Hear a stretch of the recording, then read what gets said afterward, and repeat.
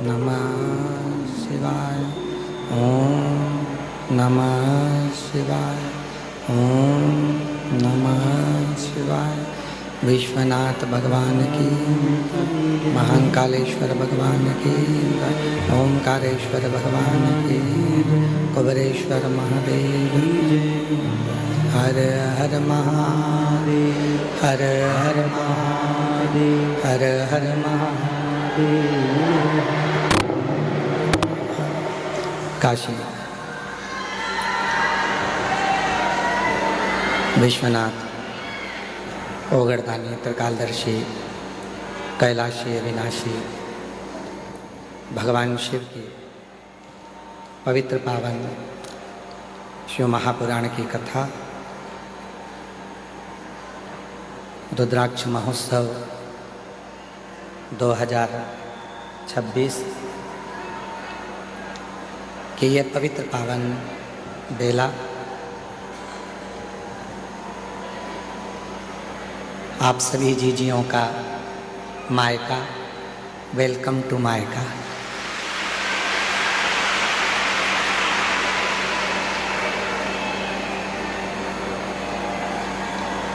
बच्चों के नानी हाउस में बच्चों का स्वागत है और मेरे जीजाओं के ससुराल में आपके साले की तरफ से आपका स्वागत है।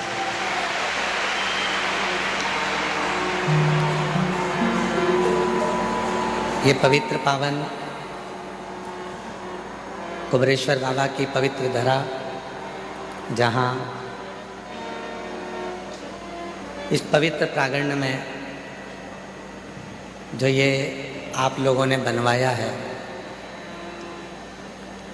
आप लोगों की सेवा के लिए ये पवित्र पंडाल में पहली बार बाबा की ये कथा यहाँ हो रही है।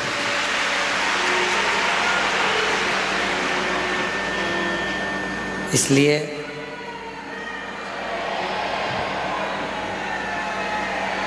इस पवित्र कथा के दिव्य और भव्य रुद्राक्ष महोत्सव 2026 के अवसर पर इस कथा के जो मुख्य यजमान बने हैं श्री दीप्तेश भाई महेंद्र भाई पटेल, ललित बेन दीप्तेश भाई पटेल अमेरिका से आए हैं, जो यजमान पद ग्रहण किया है। एक बार जोरदार ताली बजाएं। जहाँ बैठे हों वो अपनी जगह पे खड़े जरूर हों। प्रणाम। आपकी बहुत दिन से इच्छा थी और बहुत दिन से मन था शिव महापुराण के यजमान पद ग्रहण करने का।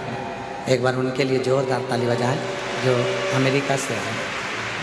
सोमानी जी जो प्रतिवर्ष इस पवित्र कथा के और तीर्थ कथा के यजमान बनते हैं, सूरत से जिनकी साड़ियों की, कपड़े की फैक्ट्रियां हैं, एक बार जोरदार ताली बजाकर उनके लिए साथी का। श्री दिनेश गणपति काबरा जी, काबरा परिवार एरंडोल से, जो अभी यहाँ नहीं पहुँच पाए हैं, कथा में 1-2 दिन के लिए जरूर आएंगे। प्रत्येक तीर्थ की कथा में और प्रत्येक कुबेरेश्वर बाबा की धरा पर दिनेश गणपति काबरा जी, काबरा परिवार एरंडोल हमेशा यजमान बना है। एक बार उनके लिए जोरदार ताली बजाएं। श्री सत्यनारायण रामदयाल मालपानी जी संभाजी नगर से हैं, जो पूर्व में भी कथा के यजमान बन चुके हैं और बाबा की कृपा से इस वर्ष भी यजमान बने हैं। जोरदार ताली बजाएं। स्वर्गीय मुरलीधर राव काले जी की स्मृति में श्री अनिल मीनाक्षी काले जी द्वारा विदर्भ कर्नाटका से शिव महापुराण कथा के यजमान पद ग्रहण करें हैं। एक बार उनके लिए जोरदार ताली बजाएं। स्वर्गीय सुमित्रा देवी गोवर्धन लाल जी माहेश्वरी की स्मृति में पुत्र संतोष राधा महेश्वरी द्वारा इंदौर से प्रतिवर्ष आप कुबेरेश्वर धाम के और गुरु पूर्णिमा के यजमान बनते हैं। एक बार जोरदार ताली बजाएं। इंदौर से स्वर्गीय श्री रामचंद्र सोटेवार जी की स्मृति में सुहासिनी विजय कुमार रामचंद्र सोटेवार जी द्वारा उदगीर से शिव महापुराण कथा के यजमान बने हैं। एक बार जोरदार इनके लिए ताली बजाएं, जो पूर्व में भी यहाँ यजमान पद ग्रहण कर चुके हैं। बहुत बहुत साधुवाद। श्रीमती सरला कैलाश रुंगटा जी कलकत्ता से हैं, जो शिव महापुराण कथा के यजमान पद ग्रहण करे हैं और पूर्व में भी अपने यजमान पद बने हैं। जोरदार ताली बजाएं। स्वर्गीय बसंत कुमार कोठारी जी की स्मृति में श्रीमती शोभा बसंत कोठारी जी आशीष कुमार जी द्वारा बेलवाड़ी सेंधवा से आप कथा के यजमान पद ग्रहण करे हैं। श्री रमेश रेखा ठकराल जी, मोना ठकराल जी दिल्ली से, ये बेटी भी वैद्यनाथ जी में भी यजमान पद ग्रहण करी थी, गुरु पूर्णिमा पे भी यजमान पद ग्रहण करी थी, पिछले रुद्राक्ष उत्सव में भी यजमान पद ग्रहण करी थी और इस रुद्राक्ष उत्सव में भी बेटी ने यजमान पद ग्रहण किया है। एक बार जोरदार ताली बजाएं। श्रीमती पार्वती सदाशिव पोद्दार जी न्यू मुंबई से हैं, जो शिव महापुराण के यजमान पद ग्रहण करे हैं। बहुत बहुत साधुवाद। श्रीमती नीलम जसवंतलाल सरिया जी कुणाल दिव्या मुंबई से हैं, जिन्होंने कथा के मुख्य यजमान पद ग्रहण करा। रमेश रेखा ठकराल जी दिल्ली से। श्री राजेंद्र एम सिंह जी, संजू देवी जी, श्वेता कैलाश पटेल जी पालघर मुंबई से हैं, जिन्होंने यजमान पद ग्रहण करा। सुशील कुमार पुरुषोत्तम महेश्वरी जी प्रतापगढ़ राजस्थान से हैं, जिन्होंने यजमान पद ग्रहण करा है। एक बार जोरदार ताली बजाएं। और श्रीमती भुवनेश्वरी यादव, अनुराग सिंह यादव जी पूर्वजों की स्मृति में जयपुर से यजमान पद आप लोगों ने ग्रहण किया, उसके लिए साधुवाद। स्वर्गीय मदन लाल जी बर्फी गोयल जी की स्मृति में मधु श्याम सुंदर गोयल जी द्वारा नोएडा उत्तर प्रदेश से यजमान पद ग्रहण करा है।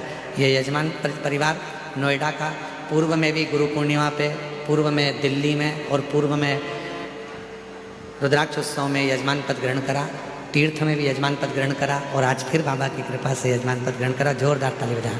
स्वर्गीय किशन राव जी की स्मृति में अरुण शैलेश पाटिल जी संभाजी नगर से हैं, जिन्होंने यजमान पद ग्रहण किया है। श्री रमणीक लाल रायचूरा जी, रंजना जी रायचूरा जी टिकरापारा बिलासपुर से हैं, टिकरापारा बिलासपुर से। एक बार जोरदार ताली बजाएं, जिन्होंने यजमान पद ग्रहण किया। केदारनाथ मीना जायसवाल जी ठाणे महाराष्ट्र से हैं, जो यजमान पद ग्रहण करे हैं। स्वाति मयंक गुप्ता जी मेरठ से हैं, जो यजमान पद ग्रहण करे हैं। एक बार जोरदार ताली बजाएं। स्वर्गीय जयकृष्ण पटेल जी की स्मृति में श्रीमती पारुल प्रीत दृष्टि पटेल जी द्वारा न्यू जर्सी अमेरिका से आकर आपने यजमान पद ग्रहण किया है। एक बार इस परिवार के लिए भी जोरदार ताली बजाएं, जो कि अमेरिका से पधारे हैं। सुभाष चंद्र रक्षा कटियार जी बेंगलोर से आए हैं, जिन्होंने पूर्व में भी यजमान पद ग्रहण किया था और आज भी यजमान पद ग्रहण करे हैं। एक बार जोरदार ताली बजाएं। श्री राम किशोर जी पूनम सिंह जी दिल्ली से यजमान पद ग्रहण किया है, उनके लिए भी साधुवाद। श्री प्रकाश गुप्ता जी, मधुबाला गुप्ता जी चंदोली संभल से हैं, जिन्होंने यजमान पद पूर्व में भी ग्रहण किया, इस बार भी पद ग्रहण किया है। एक बार जोरदार ताली बजाकर उनके लिए साधुवाद। श्री हंसराज लखनपाल जी हिमाचल प्रदेश से आए हैं, जिन्होंने यजमान पद ग्रहण किया है हिमाचल प्रदेश से। एक बार जोरदार ताली बजाकर उनके लिए साधुवाद देंगे। वीरेंद्र कुमार वार्षणे, गीता वार्षणे जी अलीगढ़ उत्तर प्रदेश से हैं, जिन्होंने कथा का मुख्य यजमान पद ग्रहण किया, उनके लिए साधुवाद। जोरदार ताली बजाएं। श्री सुनील गणपत राव देशमुख जी प्रणीता सुशील देशमुख जी पुणे से हैं, जिन्होंने यजमान पद ग्रहण किया है। श्री जगत सिंह फुलवती सिंह जी नेरुल मुंबई से हैं, जिन्होंने यजमान पद ग्रहण किया। एक बार इनके लिए जोरदार ताली बजाएं। पूर्व में भी आपने यजमान पद ग्रहण किया था और आगे भी आप लोग हमेशा ऐसे ही यजमान पद के लिए तत्पर रहे हैं। एक बार जोरदार ताली बजाएं। श्री अवधेश दीपमाला बर्नवाल जी बनारस से हैं, जिन्होंने यजमान पद ग्रहण किया।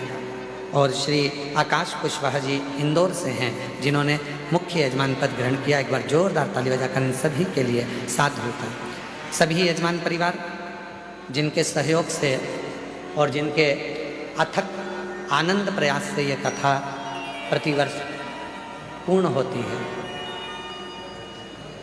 शिव और शिव की ये पवित्र भूमि,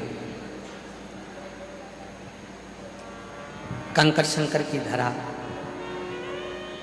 जहाँ बैठकर आप भगवान शिव की अविरल भक्ति को प्राप्त कर रहे हैं।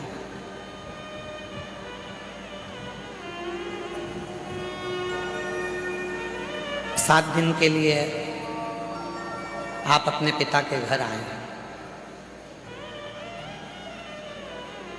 इस भूमि का नियम रहा है, इस भूमि से कोई खाली नहीं गया है, जो आया वो कुछ लेकर गया।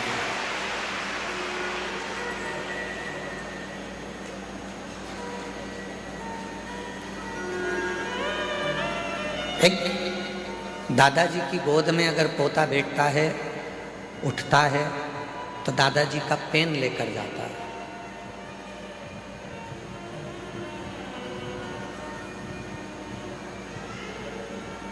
दादी की गोद में अगर पोता पोती बैठते हैं तो कुछ ना कुछ दादी का भी सामान, चश्मा जो दादी के पास होता है वो लेकर चले जाते।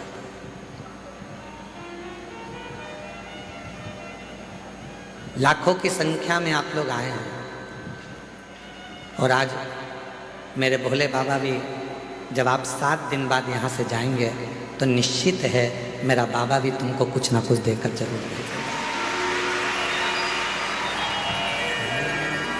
और तेरी कृपा बिना न हिले एक भी अणु, लेते हैं सांस तेरी कृपा से तनु। बखान क्या करूं मैं राहों तेरे का, चपटी भभूत में खजाना कुबेर का। हे गंगाधार मुक्ति ओंकार तू, भोले ओंकार तू।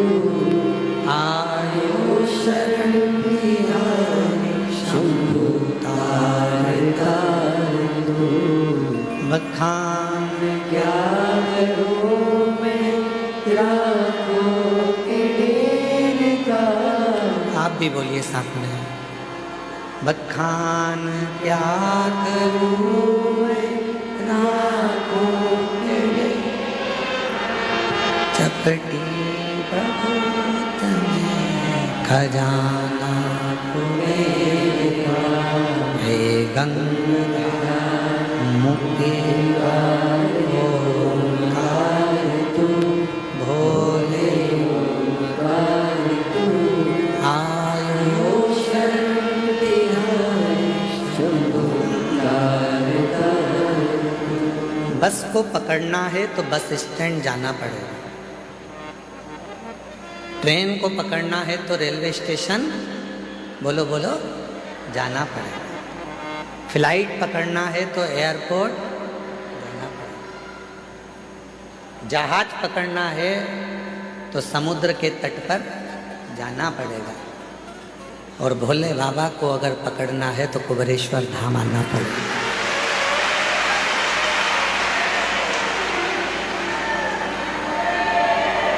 बारह ज्योतिर्लिंग का, ये 12 ज्योतिर्लिंग के मध्य में विराजमान ये वो कुबेरेश्वर बाबा की धरा है, ये वो कुबेरेश्वर बाबा की भूमि है। कुबेर भंडारी की वो धरा है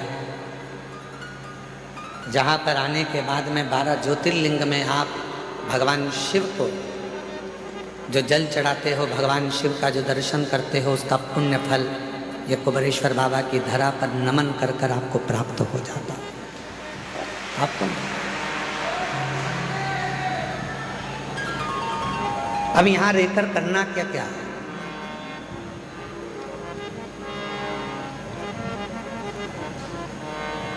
शादी का सीजन चल रहा है, तुम सबके घर पे कम से कम 5-5, 6-6 पत्रिका पड़ी होगी शादी की। किसी किसी के यहाँ तो 8-8, 10-10 पत्रिका पड़ी होगी शादी की। अरे बोलो तो सही है कि गलत है? और कभी कभी ऐसा होता है कि एक ही तारीख में 6-6, 7-7 पत्रिका पड़ी रहती है शादी की। बोलो री जी हाँ, सही है कि गलत है? अब तुम क्या करते हो? पत्रिका देखोगे किसके यहाँ की है, किसके यहाँ की है, किसके यहाँ की है। और पत्रिका देखने के बाद तुम्हारा जिससे ज्यादा प्रेम होगा तुम उसी के घर की शादी में जाओ। भले 10 पत्रिका पढ़ी हो, 8 पत्रिका पढ़ी हो, 5 पत्रिका पढ़ी हो, 10-12 पत्रिका पढ़ी हो, पर जिससे ज़्यादा प्रेम होता है व्यक्ति उसी के घर की शादी में जाता है। उसी तरह कुबरेश्वर बाबा की धरा पर रुद्राक्ष महोत्सव में वही आता है जिसका मेरे बाबा से प्रेम होता है। बाबा जिसको प्रेम कर लिया, आपने बाबा से स्नेह करा, आपने बाबा से प्रेम करा, पर बाबा भी तो आपसे प्रेम करे। बाबा भी तो आपसे स्नेह करे।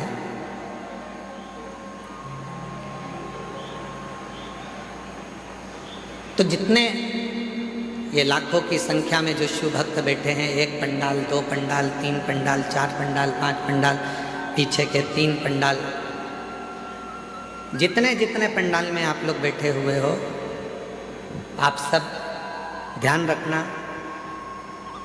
आप बाबा को कितना चाहते हो ये नहीं मालूम, पर आपको देखकर ऐसा लगता है कि मेरा भोले बाबा आपको बहुत चाहता है, आपको बड़ा स्नेह।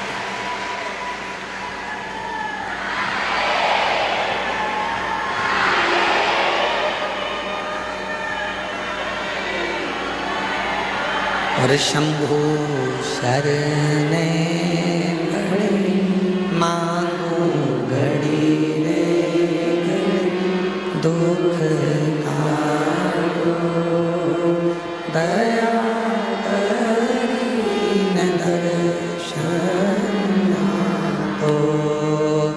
शंभु शरणे पड़े मांगू घड़ी दुख काटो दया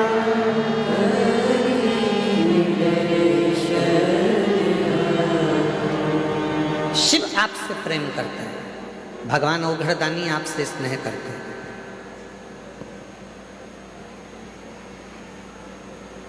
दक्ष प्रजापति के घर में 60 कन्याओं का जन्म हो चुका था। राजा दक्ष प्रजापति के घर में जब 60 लड़कियों का जन्म हो गया, 60 कन्याओं का जन्म हो गया, 60 कन्या के जन्म के बाद भी दक्ष प्रजापति ने भगवान माँ जगतजननी दुर्गा भवानी से प्रार्थना कर कर एक कन्या को और मांगा।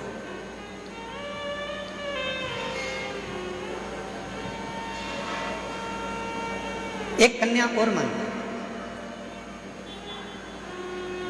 माँ दुर्गा भवानी ने पूछा, ए दक्ष प्रजापति, तेरे घर में 60 लड़कियों का जन्म हो चुका है और तू एक लड़की और मांग रहा है, बेटी मांग रहा है।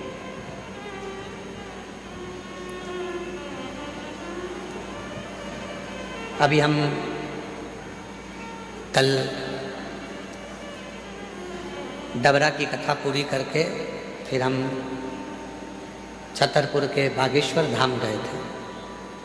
वहाँ पर भाई श्री रमेश भाई जी ओझा जी ने, पूज्य भाई श्री ने एक बड़ी सुंदर बात कही। पूज्य भाई श्री ने कहा,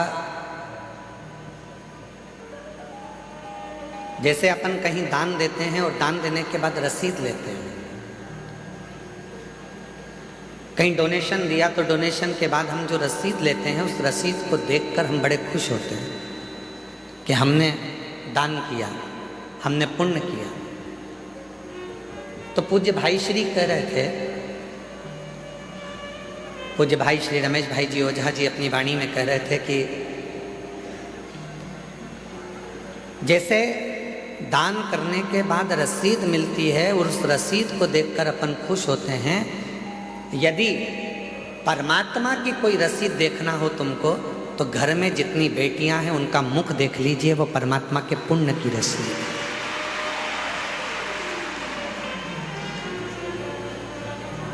वो परमात्मा के पुण्य की रसीद है।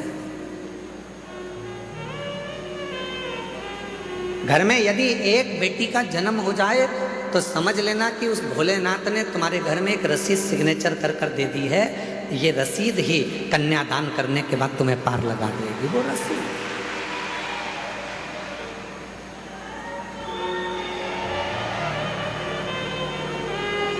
दक्ष प्रजापति के घर में 60 कन्याओं का जन्म हो गया, एक कन्या और माँ जगतजननी दुर्गा भवानी से मांग रहे हैं और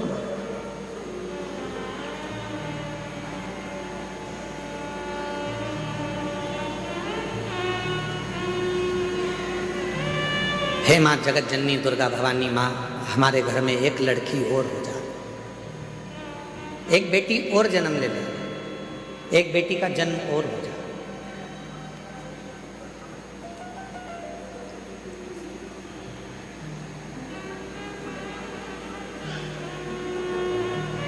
देवी जी ने पूछा, जगत जननी दुर्गा भवानी ने पूछा कि तुम्हारे घर में इतनी लड़कियां हैं,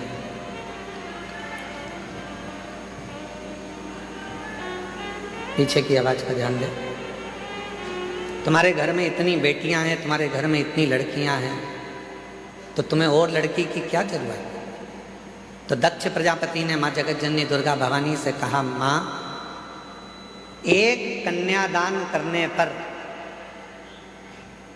हजारों अश्वमेध यज्ञ का फल प्राप्त हो जाता है, 2 कन्यादान करने पर सोम यज्ञ का फल प्राप्त हो जाता है, 3 कन्यादान करने पर इंद्र का सिंहासन प्राप्त हो जाता है, 4 कन्यादान करने पर हमें सर्वोत्तम यज्ञ का फल प्राप्त हो जाता है, और जब हाथ से प्रति समय पर 1 कन्या का यदि कन्यादान होता है तो हमारा वैकुंठ में निवास हो जाता है। ये शिव तत्व, ये शिव तत्व।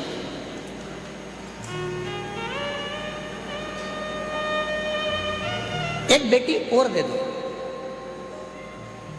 और दक्ष प्रजापति के घर में माँ जगत जननी दुर्गा भवानी ने कहा कि बेटी ढूंढने के लिए कहाँ जाऊंगी या बेटी को खोजने के लिए कहाँ जाऊंगी, इसलिए मैं खुद तुम्हारे घर में, माँ जगत जननी कहती हैं कि बेटी बनकर तेरे घर में आऊंगी, स्वयं तेरे घर में आऊंगी।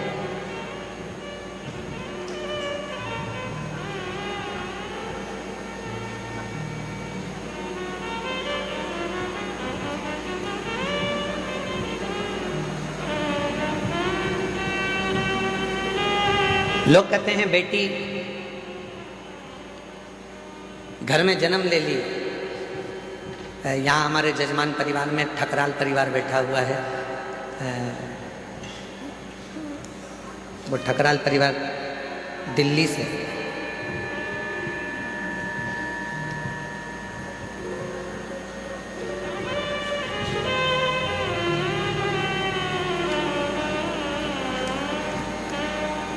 इस बेटी से एक हिम्मत लेना चाहिए।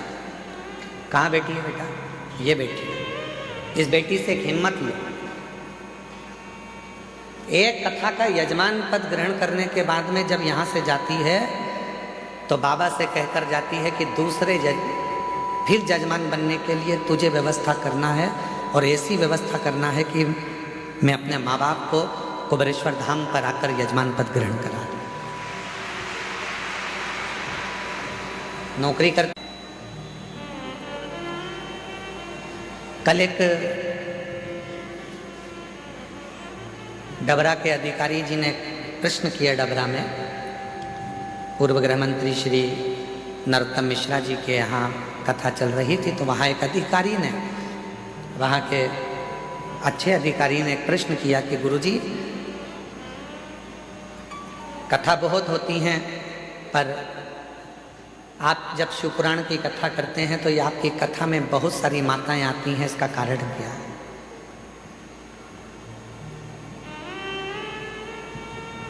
इसका कारण क्या है? हमने कहा इसका केवल एक कारण है, ये हमको सुनने के लिए नहीं आती है। ये जब भी कथा के पंडाल में आती हैं तो ये सोच कर आती हैं कि मेरा भोले बाबा कुछ कहने वाला है, शंकर जी कुछ कहने वाले हैं, और शिव जी उस कथा को कहेंगे और मैं उस कथा को सुनूंगी, और जो वाणी निकलेगी वो मेरे लिए कल्याणप्रद होगी, वो मेरे लिए।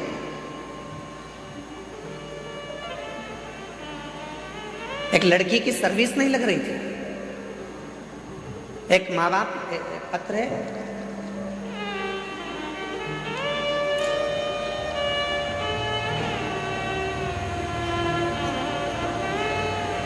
मेरा नाम शंकर महादेव, बावट इकर, मोबाइल नंबर ये है, मलकापुर जिला बुल्ढाना महाराष्ट्र से आए। कहीं बैठे हों तो हाथ हिला सकते हैं। आप ही हैं बाबा जी? मैं आपको नमन करता हूँ। ये वो पिता है, बेटी ने हिम्मत हार दी थी कि पापा मेरी कहीं जॉब नहीं लग रही है, मैं इतनी पढ़ गई फिर भी मेरी सर्विस नहीं लग रही है, कोई मुझे गवर्नमेंट जॉब नहीं मिल रही है। पिता ने अपनी बेटी से कहा कि वो सीहोर वाला बाबा कहता है कि मेहनत को 4 गुना कर, रात दिन एक कर दे, फिर एग्जाम दे। और बाप ने संकल्प लिया था कि मेरी बेटी की जैसी नौकरी लग जाएगी, जहाँ भी शिव पुराण की कथा होगी पैदल जाऊंगा। यवतमाल महाराष्ट्र से जैसे ही बेटी की सरकारी नौकरी लगी और वह बाप पैदल चलकर यवतमाल महाराष्ट्र से यहाँ पहुँचा है। आओ बाबा जी, आ जाओ, आप आ जाइए। मलकापुर, जिला बुल्ढाना, महाराष्ट्र से पैदल चलकर आए और आज से नहीं निकले हैं, कम से कम 10 दिन 15 दिन पहले के निकले हैं। धीरे धीरे धीरे धीरे शिव का नाम लेते लेते, शंकर का गुणगान करते करते करते करते यहाँ तक पहुँचे। विश्वास,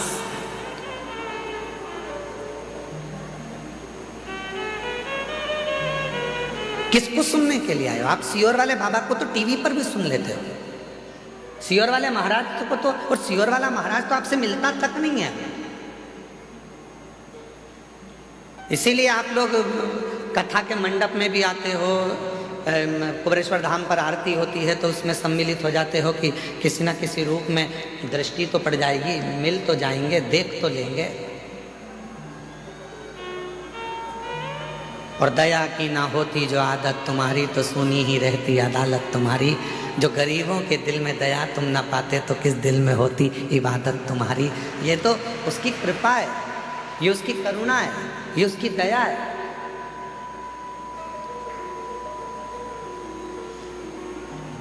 ये शिव की उदारता है। एक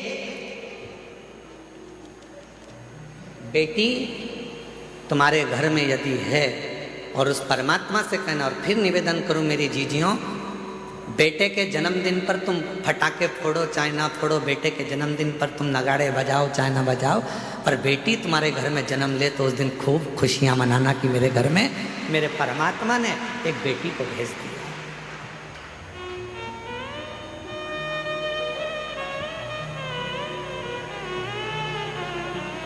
आज की बेटियां कोई साधारण नहीं है।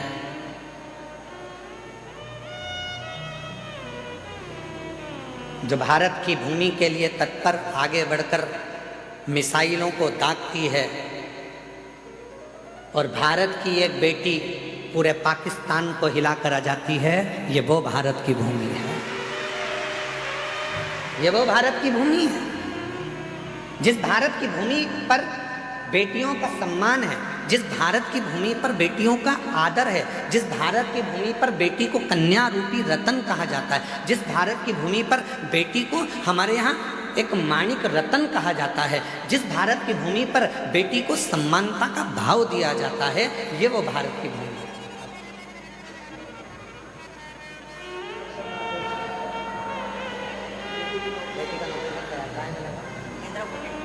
दया की ना हो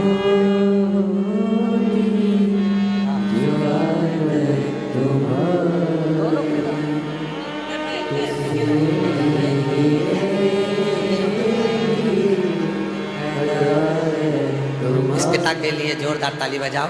बेटी का जॉब लगा तो यवतमाल महाराष्ट्र से पैदल चलता चलते कुबेरेश्वर धाम।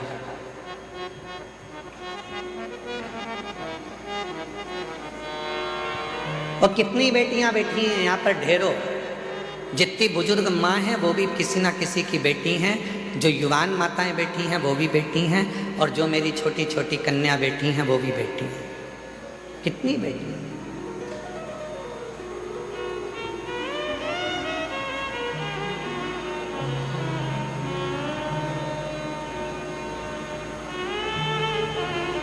अभी भोपाल में एक सम्मेलन था, उस सम्मेलन में हम गए थे तो उसमें हमसे पूछा गया कि आप राष्ट्र को अगर उज्जवल देखना चाहते हैं तो क्या देखना चाहते हैं?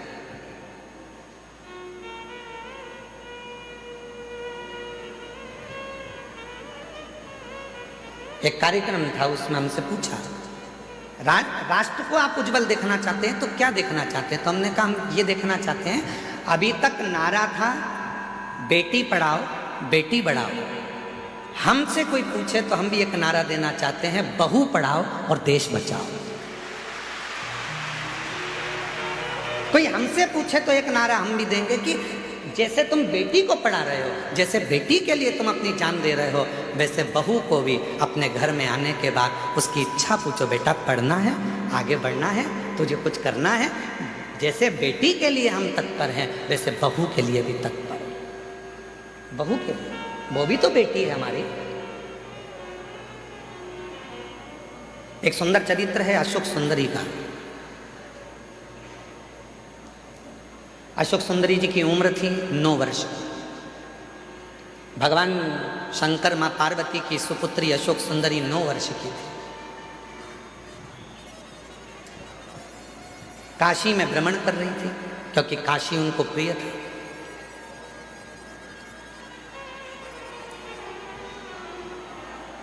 अशोक सुंदरी जी को काशी बड़ा प्रिय था। काशी में रह रही थी, काशी में भ्रमण कर रही थी और भ्रमण करते करते काशी की धरा पर अशोक सुंदरी एक दिन बाबा विश्वनाथ जी के पास में पहुंच गई, अपने पिताजी के पास। जब जाकर देखा तो पिताजी तो तप साधना में लीन थे। अशोक सुंदरी ने देखा कि पिताजी तो तप साधना में लीन है, अब मैं किसके पास जाऊं। तो अशोक सुंदरी फिर दौड़ लगाई, अपनी मां को खोजने लगी, माता पार्वती। उस समय पर मां जगतजननी जगदम्बा अंबा माता पार्वती मैया असुरों का संहार करने के लिए गई थी। मां जगतजननी को ढूंढ, पार्वती जी मिलती नहीं। अशोक सुंदरी आखिरी में ढूंढते ढूंढते श्री गणेश जी महाराज के पास में गई, गणेश जी भी नहीं मिले। षडानंद कार्तिकेय जी के पास गई, षडानंद कार्तिकेय भी नहीं मिले।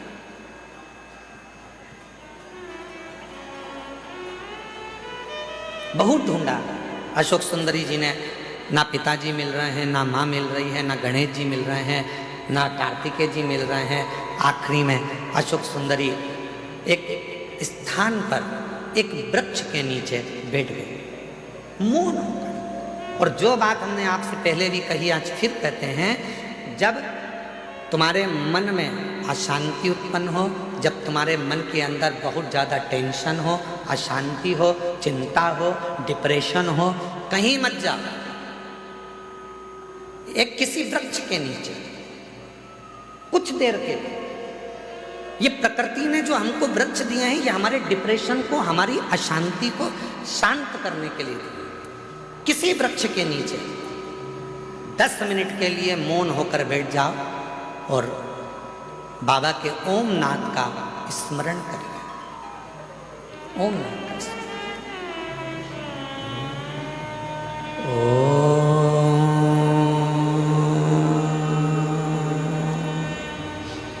जब हम ओम नाथ का स्मरण करते हैं किसी वृक्ष के नीचे बैठकर, तो प्रकृति के देव भगवान देव अधिदेव महादेव हमारे ऊपर दृष्टि देते हैं, हमें देखते हैं। शिव महापुराण की कथा में लिखा है, गर्ग संहिता में लिखा है, पद्म पुराण में लिखा है, नर्मदा पुराण में लिखा है, स्कंद पुराण के रेवा खंड में लिखा है, जो पुण्य नदी के तट पर भजन करने में मिलता है, जो पुण्य तीर्थ में जाकर भजन करने में मिलता है, जो पुण्य घर से बाहर निकलकर भजन करने में मिलता है, वो पुण्य एक वृक्ष के नीचे बैठकर ओम का नाद करने से तुरंत प्राप्त हो जाए। वो पुण्य प्राप्त हो।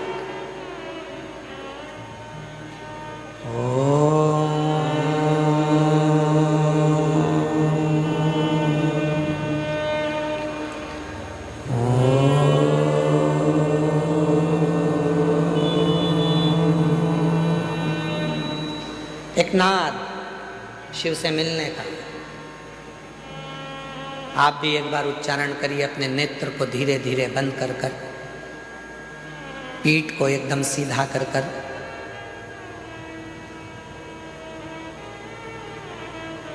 दोनों भुकुटियों का स्मरण मध्य बिंदु में कर कर इस ओम को लंबी गूंज के साथ अपने मुख से उच्चारण करिए।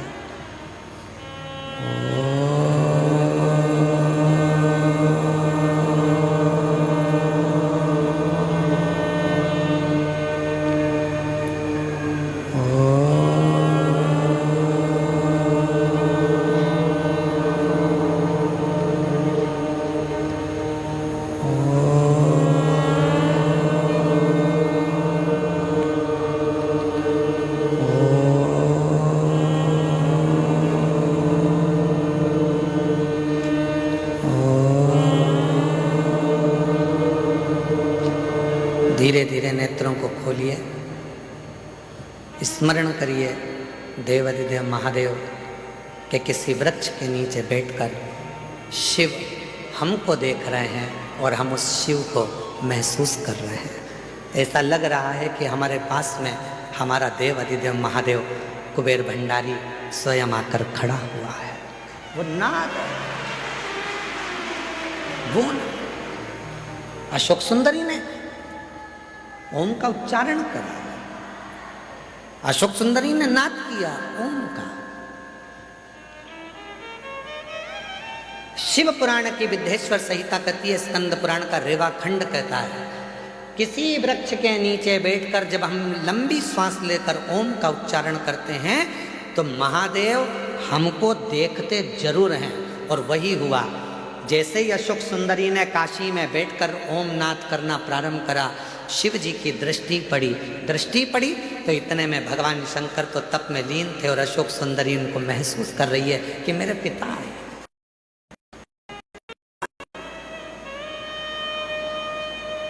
अशोक सुंदरी ने,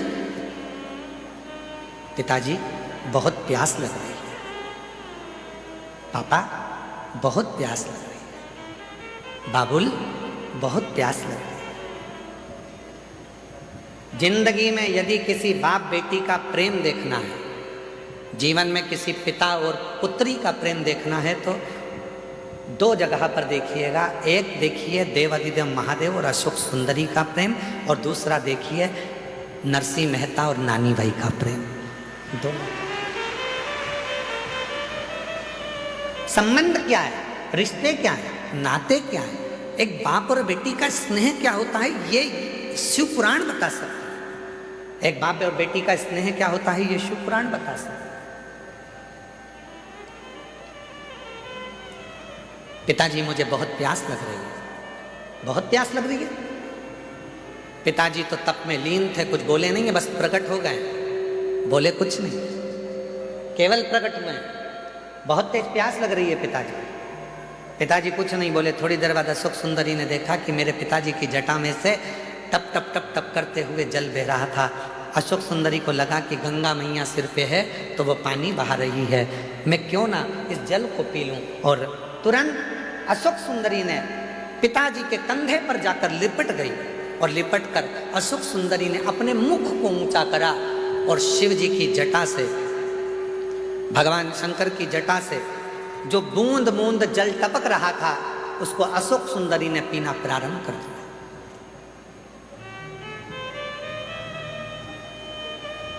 3 बूंद मुख में गई, 4थी बूंद मुख में गई, 5वीं बूंद मुख में गई, 6ठी बूंद मुख में गई और 7वीं बूंद जैसे ही मुख में जा रही थी, इतने में मां जगत जननी जगदम्बा अम्बा दौड़कर सिंह पर चढ़कर अपनी बेटी के पास दौड़कर आ रही थी।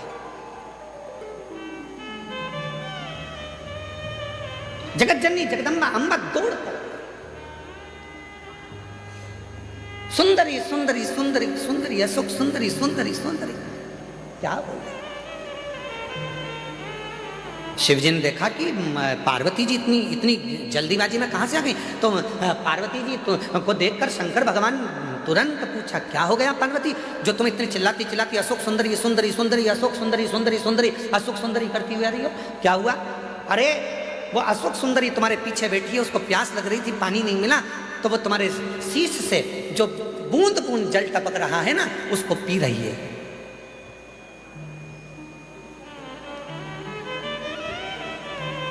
पार्वती जी बोली वो बूंद बूंद जल को पी रही है। शिवजी बोले तो गंगा ने तो जल नहीं टपकाया, गंगा ने तो एक बूंद जल नीचे नहीं गिराया। पार्वती ने पूछा, वही तो मैं बोल रही हूं कि गंगा तो आपकी जटा में बंद पड़ी हुई है, वो बूंद बूंद जल जो टपक रहा है वो जल नहीं है, तुम्हारे गले में जो वासुकी नाग पड़ा हुआ है उस नाग का जहर वो उगल रहा था, वो उगला हुआ जहर मेरी बेटी के कंठ में जा रहा था।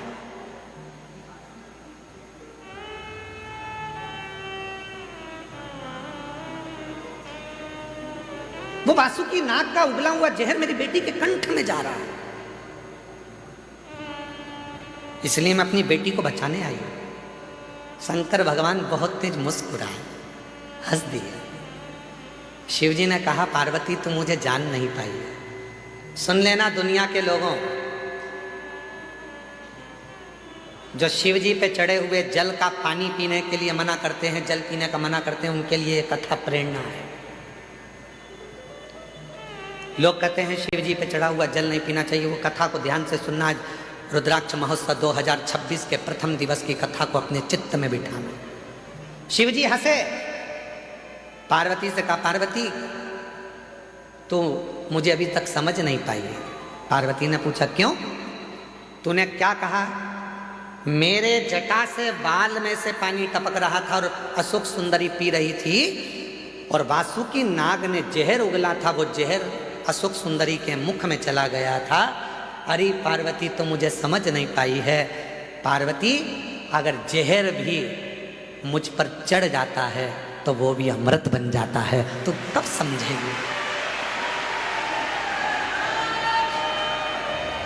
दुनिया के लोग कहते हैं शिव जी पे चढ़ा हुआ जल नहीं पीना चाहिए, उनके लिए यह अशोक सुंदरी और काशी का संवाद कहता है कि शंकर भगवान के जटा में गले पर कालिया विष अपना, वासुकी नाग अपना विष उगल रहा था और वो विष जटा में से टपक रहा था, जिनको अशोक सुंदरी ने पी लिया था। पार्वती तू मुझे समझी नहीं है। पार्वती, एक बेलपत्र मुझ पर चढ़ती है तो वो औषधि बन जाती है, एक दुर्वा मुझ पर चढ़ती है तो वो औषधि बन जाती है, एक बेर मुझ पर चढ़ता है तो औषधि बन जाती है, एक चावल का दाना मुझ पर चढ़ता है धान्य, वो औषधि बन जाती है। अरे पार्वती, जो जल मुझ पर चढ़ता है वो भले कैसा भी हो, वो मेरे ऊपर चढ़कर गंगा जल जैसी औषधि बनकर सुख प्रदान कर देता है, औषधि देता है। अब दुनिया के लोग बोलते हैं कि गुरुजी जल नहीं पीना चाहिए, तो दुनिया के लोग तो ये भी कहते हैं कि जल मत पियो, भले मदिरा पी लो।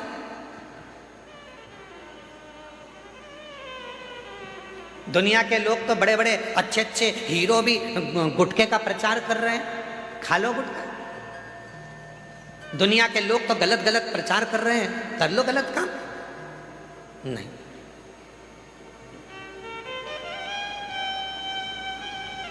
शिव कथा कर रहे हैं भगवान देव अधिदेव महादेव पर। हम तो यहां तक कहेंगे, डबरा की कथा में कहा था, आज फिर कह रहे हैं, 3 दिवसीय डबरा की कथा में कहा था, यदि तुम्हारे पास में देने के लिए शिव जी के कुछ भी नहीं है, कुछ भी तुम्हारे पास में नहीं है मेरी जीजियों, मेरे जीजाओं, मेरी बेटियों, मेरे बेटाओं, क्योंकि भगवान शंकर प्रकृति के देवता हैं। शिव जी को ना तुम्हारा धन चाहिए, ना वैभव चाहिए, ना दौलत चाहिए, ना तुम्हारी सत्ता चाहिए। शंकर भगवान को देने के लिए कुछ भी नहीं है, तो बस उसको दर्शन कर लो, नेत्रों से निहार लो, उस शिवलिंग का दर्शन करो, वो तुमको सुख देगा, सुख देगा।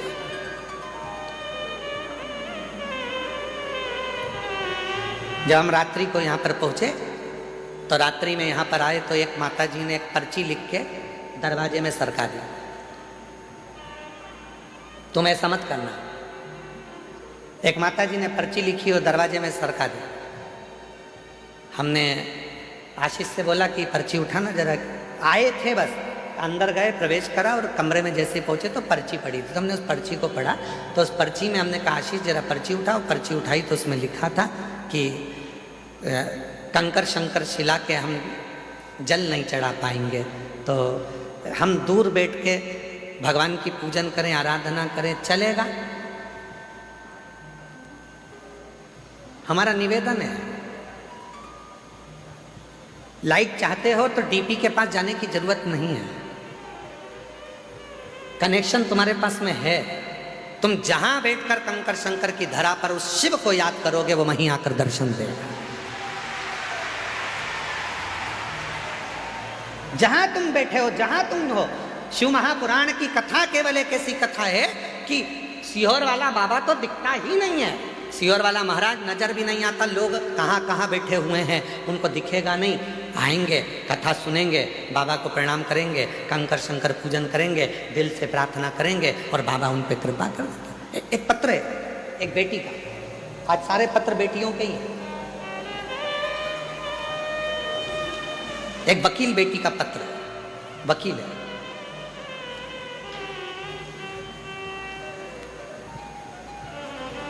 मैं सरोज परिहार, जोधपुर राजस्थान से आई हूँ। कहीं बैठी हो सरोज जी परिहार? आप ही हैं? ऐसा हाथ हिला दो एक बार वापिस जी। आ जाइए, एक बेलपत्र लेकर जाइए। मैं सरोज परिहार, जोधपुर राजस्थान की निवासी हूँ। मेरा मोबाइल नंबर ये है। मैं और मेरी ननंद बाईसा आपकी कथा वर्ष 2019 से सुन रही हैं। हम दोनों पिछले 5 सालों से लगातार रुद्राक्ष अभिषेक में, यहाँ रुद्राक्ष महोत्सव में आते हैं। ऐसा कोई साल नहीं गया जिस साल मुझे मेरे भोलेनाथ ने नहीं दिया। रुद्राक्ष महोत्सव कर कर जाती हूँ और 3 से 4 महीने में बाबा मुझे कुछ ना कुछ देता जरूर है। 5 साल से रुद्राक्ष महोत्सव में आ रही हूँ। 5 साल से लगातार रुद्राक्ष महोत्सव अटेंड करती हूँ, सुनती हूँ। गुरुजी, आपकी कथा बहुत दूर दूर होती है। सीहोर हमारे नज़दीक पड़ जाता है। हम लोगों के भाग्य हैं जो साल में 2 कथा गुरु पूर्णिमा की और रुद्राक्ष महोत्सव की मिल जाती है। तो हमारे तो पंडाल की कथा पूरी हो जाती है। गुरुदेव, मेरी 2 बेटियां हैं। छोटी बेटी, बड़ी बेटी का साथ में विवाह हुआ दोनों का, छोटी का भी बड़ी का। पर छोटी बेटी का ससुराल सही नहीं होने की वजह से उसको तलाक हो गया। उन लोगों ने बेटी के बारे में गलत गलत उठाना चालू करा कि इसकी बच्चेदानी नहीं है, बच्चादानी खराब है, बच्चादानी है ही नहीं। ऐसी अफवाह उड़ाई कि बेटी दिन भर रोती थी। गुरुदेव, 2018 में मेरी बेटी की शादी दूसरी करा दी। मेरी बेटी वकील थी, पर प्राइवेट, सरकारी नहीं। 2018 में शादी हुई और बेटी ने कहा, माँ, डॉक्टर के हिसाब से ऐसा लगता है कि मैं माँ नहीं बन सकती, क्या करूं? मैं अपनी बेटी को लेकर यहाँ आ गया और कथा सुनवाई बेटी को। कथा सुनने के बाद जब बेटी पहली बार यहाँ से गई, उसका गर्भ ठेर गया। पर ना जाने ऐसा क्या हुआ कि बेटी का जो बच्चा हुआ वो शांत हो गया। बेटी फिर टूट गई। मेरे से कहा, माँ, मैं वापिस अभी नहीं जाऊंगी क्योंकि मेरा मन बड़ा दुखी है। तो मैंने अपनी बेटी से कहा, उसने तुझे पुत्र दिया था, उसने ले लिया, क्यों चिंता करती है? चल कथा में। बेटी को वापिस कथा में लेकर आई और बाबा की ऐसी कृपा हुई कि बेटी जब दूसरी बार कथा से गई तो वो सरकारी वकील बन गई। सरकारी वकील बन गई। तीसरी बार फिर कथा में आई तो उसका खुद का मकान बन गया और बाबा की ऐसी कृपा हुई, तीसरी बार कथा में आई तो बाबा की कृपा से उसका वापिस बाबा ने पुत्र दे दिया। ये शिव की। गुरुदेव, दुनिया के लोग इतना ताना देते थे कि दुनिया के लोगों का मुंह बंद कर दिया मेरे भोले बाबा। दुनिया के लोगों का मुंह बंद कर। शिव कथा करती है।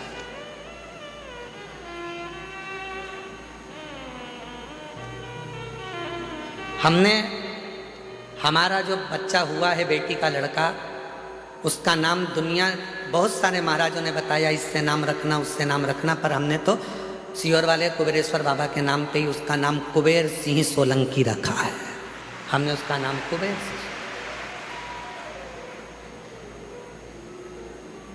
इसमें एक लाइन माता ने लिखी कि मेरी बेटी इतनी टूट गई थी, वकील होकर इतनी टूट गई थी कि वो अपने शरीर को नहीं रखना चाहती थी, इतनी टूट गई।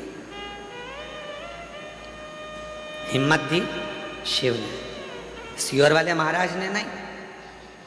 और फिर निवेदन है, तुम सीहोर वाले महाराज के चक्कर में पड़ना भी मत, बिल्कुल भी। तुम चक्कर में पड़ना वो कुबेरेश्वर बाबा के, तुम चक्कर में पड़ना वो काल अधिपति महाकाल के, तुम चक्कर में पड़ना वो विश्वनाथ के, हमारे में। तुम्हारे चक्कर में हम बाहर नहीं निकल पाते हैं। कहाँ है सोमानी जी? सही है, तुम सबके चक्कर में हम बाहर नहीं निकल पाते। कभी मन भी करता है कि इतना बड़ा मेला लगा हुआ है, इतनी बड़ी मेला चल रहा है, चलो थोड़ी देर भोजनशाला चलकर देख लें, सबसे मिल लें।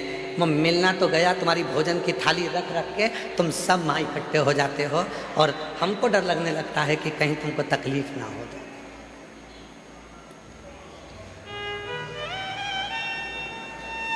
उसके चक्कर में रहो। हम तो बाबा के भरोसे चलते हैं। और देखो, हम हमेशा एक ही बात कहते हैं कि सियोर वाले बाबा से, सियोर वाले महाराज से मतलब मत रखो। इसीलिए कहते हैं क्या, हमको भी तो कहीं निकलने दो, घूमने दो, फिरने दो। पर जितना जितना मना करते हैं तुम उतने उतने बिगड़ी औलाद हो। तुम्हें जितना मना करो तुम सुधरते ही नहीं, फिर पीछा पकड़ लेते हो। आ जाओ।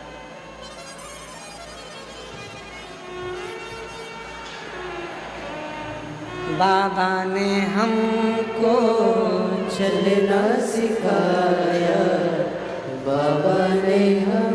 रोते नहीं, रोते नहीं, रोते नहीं, आंसू पोछो पहले, रोते नहीं, आंसू पोछो, रोते आंसू पोछो पहले, आंसू पोछो। अच्छा खुश होकर जा, बाबा ने सब सुन लिया ना, साथ दे दिया, क्या सोचना। ये बेटी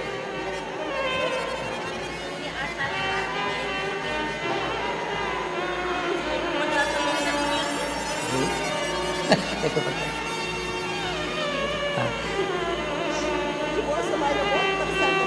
पहले आंसू पोछो, आंसू पोछो। अच्छा खुश होके जाओ, बाबा ने सब दे दिया ना, अब क्या सोचना उसका।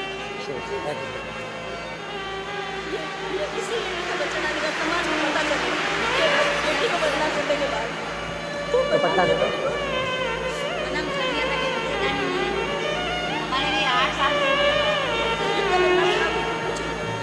शिव कृपा। जी कह रही हैं कि बेटी को ऐसा कह दिया था कि बच्चेदानी नहीं, बच्चेदानी नहीं, तो पूरी समाज में बात फैल गई, उससे कोई शादी ना करे।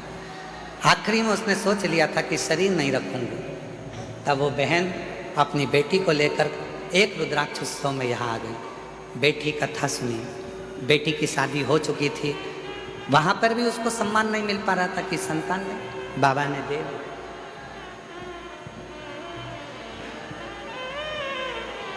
आवाज नहीं आ रही है क्या?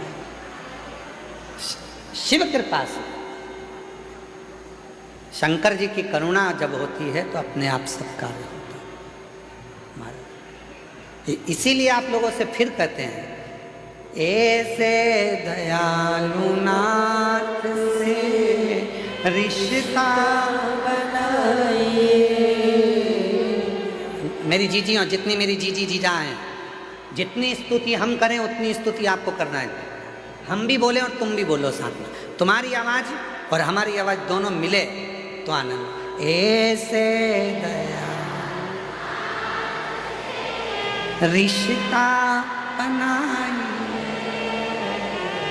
ऐसे दयालु नाथ से रिश्ता मिलता रहेगा आपको जो कुछ भी चाहिए, मिलता रहेगा आपको जो कुछ भी चाहिए। ऐसी करिश्मा होगा जो हुआ कभी नहीं, ऐसा करिश्मा होगा जो हुआ कभी नहीं। मांगा है भोलेनाथ से वरदान, मांगा है भोलेनाथ से वरदान, तेरी दया बनी रहे जब तक है जिंदगी, तेरी कृपा बनी रहे जब तक है जिंदगी। मांगा है भोलेनाथ से वरदान, मांगा है भोलेनाथ से वरदान। संबंध, वो नाता, वो रिश्ता, वो तुम्हारा हो जाए।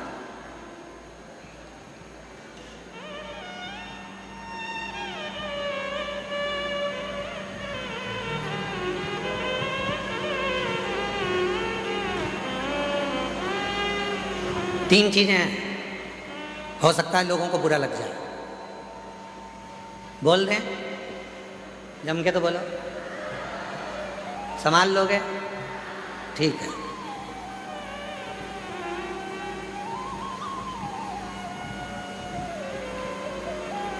वो कुत्ता किसी काम का नहीं जिसको पालो और अपने को ही काट लो। यार पूरा सुनो, अभी नहीं बजाना, अपने को धर लो। वो कुत्ता किसी काम का नहीं जिसको पालो वो ही काट ले। वो पैसा किसी काम का नहीं जिसको कमाओ और हमको ही बिगाड़ दे। और वो संबंध किसी काम का नहीं जो वक्त पड़ने पर हमको ही निपटाने का सोच ले। वो रिश्ते, वो नाते, वो संबंध, वो हमारे अपने रिश्ते जिनको चाहिए कि हमको उन्नति की सीढ़ी पर चढ़ाए, वही हमको खाने को जोड़ दौड़ जाए, तो वो रिश्ते किस काम के, वो संबंध किस काम के?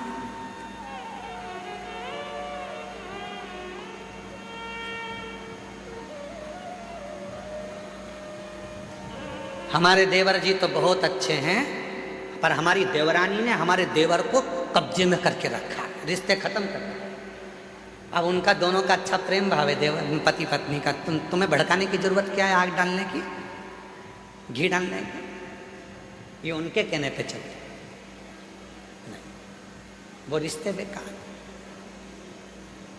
वो रिश्ता किसी काम का नहीं है, वो रिश्तेदार किसी काम के नहीं है जो वक्त पड़ने पर साथ देने की जगह तुम्हारे को ही काटने का, तुमको ही निपटाने की सोच, वो किसी काम। शिव महापुराण की कथा कहती है, भगवान शंकर का चरित्र कहता है, माँ भगवान दक्ष प्रजापति ने माँ जगत जननी दुर्गा भवानी से एक बेटी मांगी, और बेटी मांगने पर उन्होंने कहा कि माँ एक बेटी और हो जाए। माँ जगत जननी ने मना कर दिया कि तुम्हारे घर में पहले से 60 लड़कियों ने जन्म ले लिया, फिर एक बेटी और क्यों चाहिए? तो कहा कन्यादान करने में जो सुख है वो सुख कहीं, सुख वो सुख कहीं।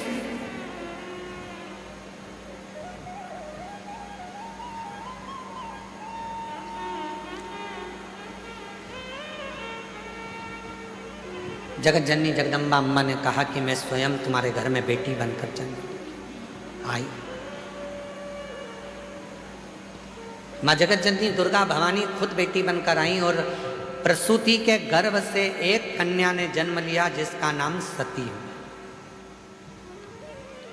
माता सती बाल्य अवस्था से, जब माता सती का जन्म हुआ था, जब गोदी में माता सती जी थी, प्रसूति की गोद में माता सती थी, बाल्यावस्था में माँ सती माता की गोद में जब अटखेलियाँ कर रही थी, दक्ष प्रजापति ने सती के जन्म उत्सव को मनाया, सारे देवताओं को बुलाया, सबको निमंत्रण दिया। शिव जी के पास में भी निमंत्रण गया, शंकर जी के पास।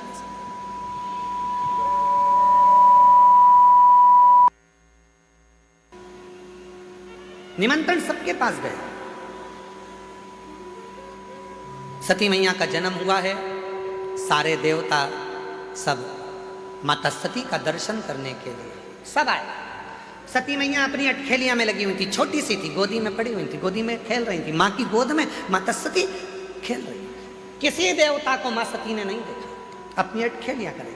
भगवान नारायण भी आए, लक्ष्मी जी भी आई, ब्रह्मा जी भी आए, ब्रह्मणी भी आई, इंद्र भी आए, इंद्राणी भी आई, गरुण भी आए, वरुण भी आए, सारे 33 कोटि देवता आए।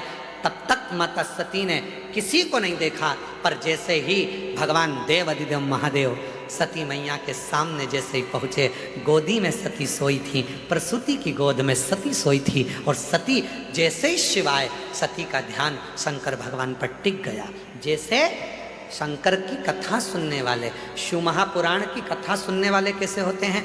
कथा चालू होती है और एकदम साइलेंट, किसी की आवाज नहीं आती है, पड़ोसन बोले भी तो ये कोनी मार देती है, चुप। और पूरा इतनी संख्या में 2 माताओं को एक कमरे में बिठा दो तो इनकी बात खत्म नहीं होती है। और तुम लाखों की संख्या में बैठे हो और मेरी जीजियाँ, मेरे जीजा, मेरी बेटियाँ, बेटे, मेरे बुजुर्ग माँ बाप पूरी कथा के पंडाल में बैठे हैं, पर किसी एक की आवाज़ नहीं, एकदम चुप होकर। और कहीं का बोल भी दे तो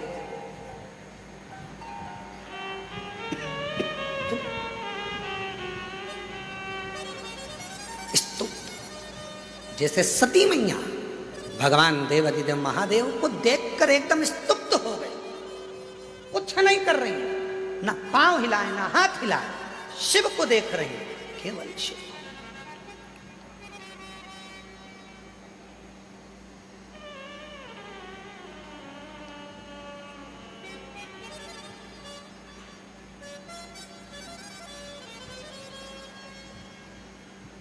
और भगवान देवाधिदेव महादेव ने सती को देखा, दक्ष प्रजापति को बुलाया और बुलाकर कहा, दक्ष प्रजापति जी, इस सती, ये मेरी जगत जननी जगदम्बा अम्बा तुम्हारे घर में आई है, सती तुम्हारे घर में प्रकट हुई है, इसका आदर करना, सम्मान करना, सत्कार करना। जिस घर में बेटी का अपमान होता है, जिस घर में बेटी का आदर नहीं होता है, जिस घर में बेटी का सत्कार नहीं होता है, एक दिन वो घर में धीरे धीरे लक्ष्मी संपदा वैभव समाप्त होते चले जाता है। आदर, बेटी का आदर। और आपका पूरी कथा को उठाकर देख लीजिए, दक्ष प्रजापति ने ना सती का सम्मान करा, ना सती जी के पति का सम्मान करा, ना सती का आदर करा, ना सत्कार करा। आखिरी में हुआ क्या, दक्ष प्रजापति का सिर कट गया और बकरे का मुख लग गया। सम्मान दो।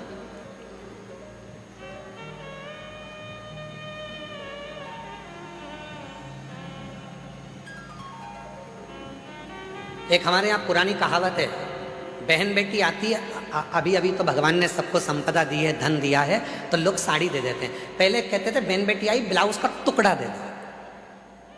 क्या दे दो? अरे जम के तो बोलो, ब्लाउज का टुकड़ा।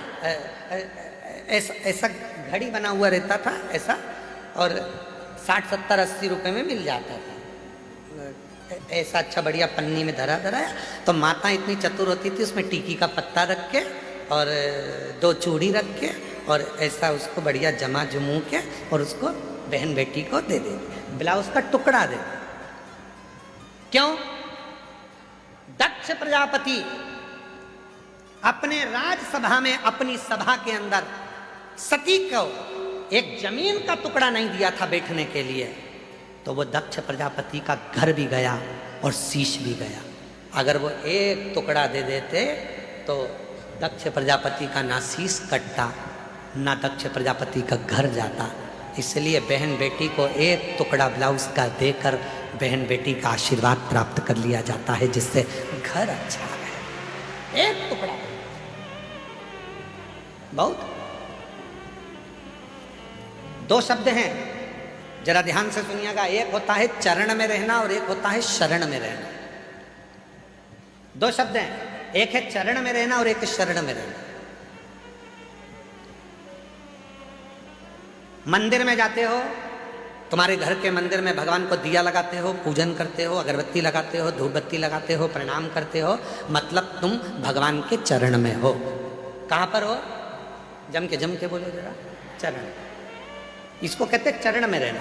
अब शरण में रहना किसको कहते हैं? मंदिर में जाकर प्रणाम कर कर, दिया लगाकर, बत्ती लगाकर, अगरबत्ती लगाकर, नमन कर कर, दिया बत्ती नी भी करी, बस भगवान के मंदिर के सामने चले गए और भगवान के मंदिर के सामने जाकर फिर तुम अपनी नौकरी पे, अपनी सर्विस में, अपनी दुकान पर, अपने व्यापार में तुम चले गए। मतलब दिन भर, जब तक दूसरे दिन तक तुम भगवान के सामने नहीं पहुंचते, तब तक भगवान की शरण में तुम बने हुए हो। कहीं पर भी चले, कहीं पर। हमारा एक नियम है, हम जब भी कहीं कथा करने के लिए जाते हैं तो यहाँ बाबा के साष्टांग दंडवत करके बाहर तो हम ज़्यादा निकलते नहीं हैं तुम्हारे चक्कर में, क्योंकि हम दंडवत करें तुम हमारे ऊपर दंडवत कर दो। तो दरवाज़ा लगा रहता है और हम वहीं से दंडवत करके और वहाँ की धूल को, मिट्टी को शरीर से अच्छा मल के लगाकर और कथा करने के लिए चले जाते हैं। क्यों कि बाबा हम जब यहाँ से जाएं, जब तक आए तेरी शरण में रहे। और आप तो किस्मत वाले हो, चरण में भी तुम हो और शरण में भी तुम हो, दोनों तुम हो। आज बाबा के चरणों में भी बैठे हो और शरण में भी बैठे हो। ये शिव की उदाहरण, ये शंकर की।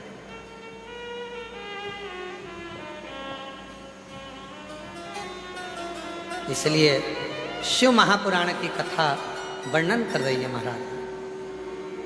कुबेर भंडारी से मिलना बड़ा जरूरी, वो सीहोर वाले से मिलना बड़ा। कुबेरेश्वर बाबा की ये पवित्र धरा है, जहाँ बैठकर देवादिदेव महादेव से अपने मन का भाव कहिए, दिल से प्रार्थना करिए, विनय करिए, निवेदन।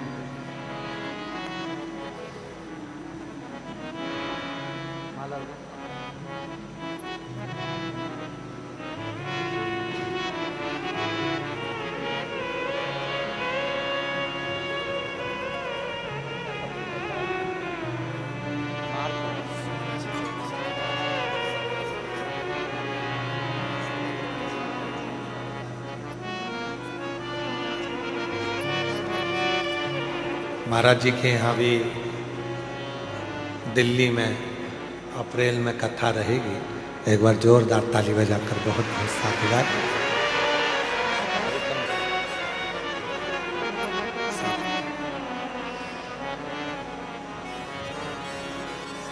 शिव तत्व बाबा देवादिदेव महादेव से अपने मन का भाव दिल से प्रार्थना करिए, विनय करिए, निवेदन करिए। जिस भूमि पर आने के लिए दुनिया तरसती है, ऐसी पवित्र कुबेरेश्वर धाम की धरा, जहाँ बाबा से प्रार्थना करने का सौभाग्य आप और हमको मिला है।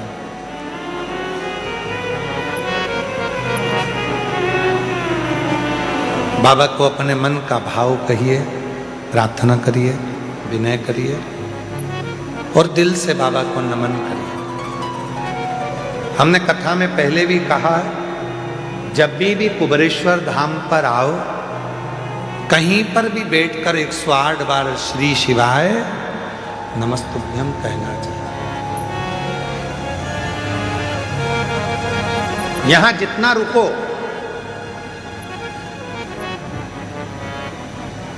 जितना रुको उतना भजन करो।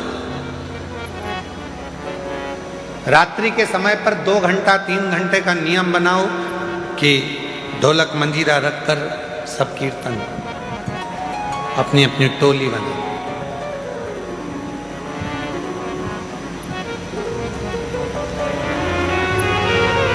भगवत नाम का जप करो। मौका मिला है, बाबा को अपने मन का भाव कहेंगे, प्रार्थना करेंगे, निवेदन करेंगे, विनती करेंगे।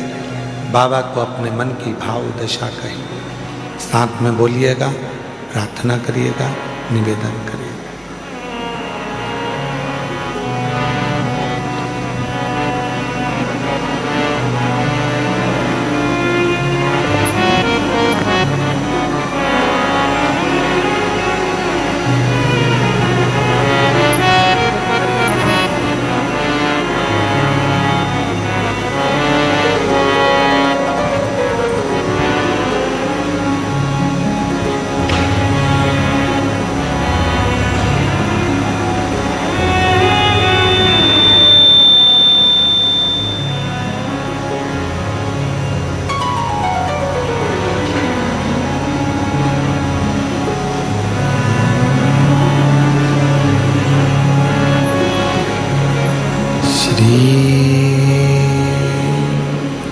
शिवाय नमस्तुभ्यं श्री शिवाय नमस्तुभ्यं श्री शिवाय नमस्तुभ्यं श्री शिवाय नमस्तुभ्यं श्री शिवाय नमस्तुभ्यं भोला सब दुख काटो ओ भोला सब दुख काटो शिव शंकर जपो तेरी माला भोले बाबा जपो तेरी माला भोला सब दुख काटो ओ भोला सब दुख काटो वेश है मंगलकारी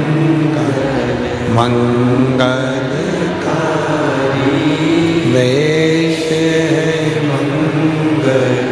मंगलकारी शमशान वासिया शमशान वासिया ओ भोला सब दुख काटो ओ भोला सब दुख काटो ओ भोला सब दुख काटो।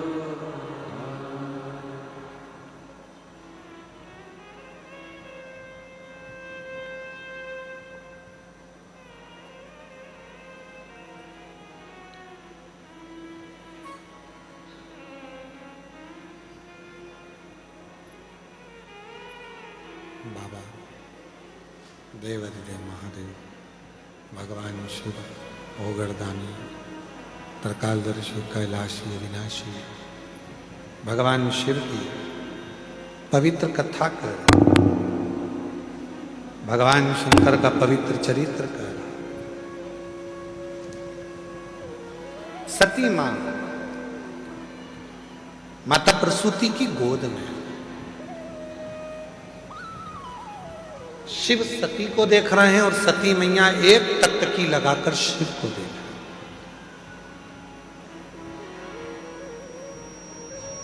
ओगरदानी भगवान देवाधिदेव महादेव ने दक्ष प्रजापति को बुलाकर कहा कि इसका सम्मान करो।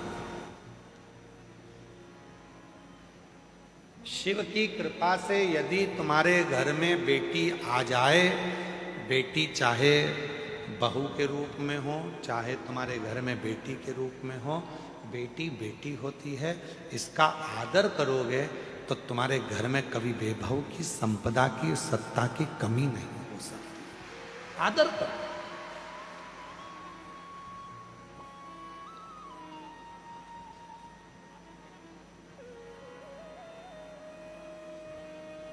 पर दक्ष प्रजापति आदर नहीं कर पाए इसलिए उनका शीश भी कटा।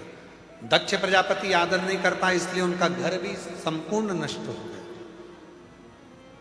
आदर करते तो सुख था।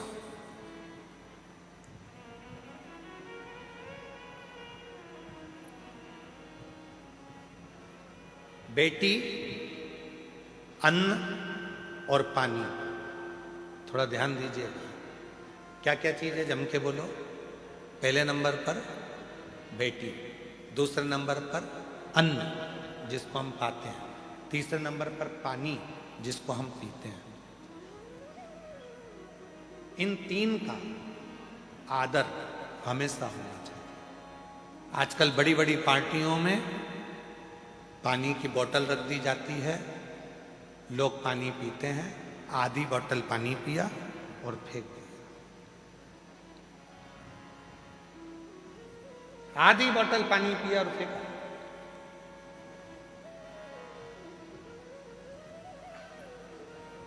एक पानी की महत्वता महाभारत में भी वर्णन करी गई है। महाभारत के चरित्र को पढ़िएगा। अभिमन्यु के प्राण छूट रहे हैं और अभिमन्यु पानी की बूंद के लिए तरस रहा है। सामने राजा कर्ण का रथ खड़ा हुआ है और अभिमन्यु कह रहे हैं कितना भी दुश्मन हो पर पानी तो पिला दो, प्यास लग रही है। चक्रव्यूह में घेर लिया गया था अभिमन्यु को, मर रहे थे, अभिमन्यु के प्राण छूट रहे थे और वो पानी के लिए तरस रहे थे, जल के लिए तरस रहे और मांग भी रहे तो किससे? कहा दुनिया का सबसे बड़ा दानी, दुनिया का सबसे बड़ा दानदाता यदि कोई था तो वो राजा कर्ण थे। मांग भी रहे हैं तो किससे? राजा कर्ण से। जल दे दो, जल, पानी पीना है। अभिमन्यु कह रहा है प्राण छूट रहे हैं, मुझे पानी दे दो। पास में जल की छाजल रखी थी। छाजल जानते हो आप लोग? जम के तो बोलो, छाजल जानते हो? एक मोटा सा ना जाने ऐसा कोई कपड़ा आता है और कपड़ा इधर से सिला रहता है, इधर से सिला रहता है, चारों तरफ से उसमें इधर से सिलकर एक मुंह बना रहता है, उसमें पानी भर दिया जाता है और मुंह को बांधकर गाड़ियों में उसको टांग देते हैं तो पानी ठंडा होता रहता है, उसको पीते हैं। और रथ में, कर्ण के रथ में पानी की छाजल टंगी हुई थी और राजा कर्ण से पानी मांगा जा रहा था। अभिमन्यु कह रहे मुझे जल दे दो और राजा कर्ण ने पानी का अपमान कर कर उस पानी की छाजल को उसके पास में पटक दिया, पर वो पानी अभिमन्यु को पीने को नहीं दिया, पीने को नहीं।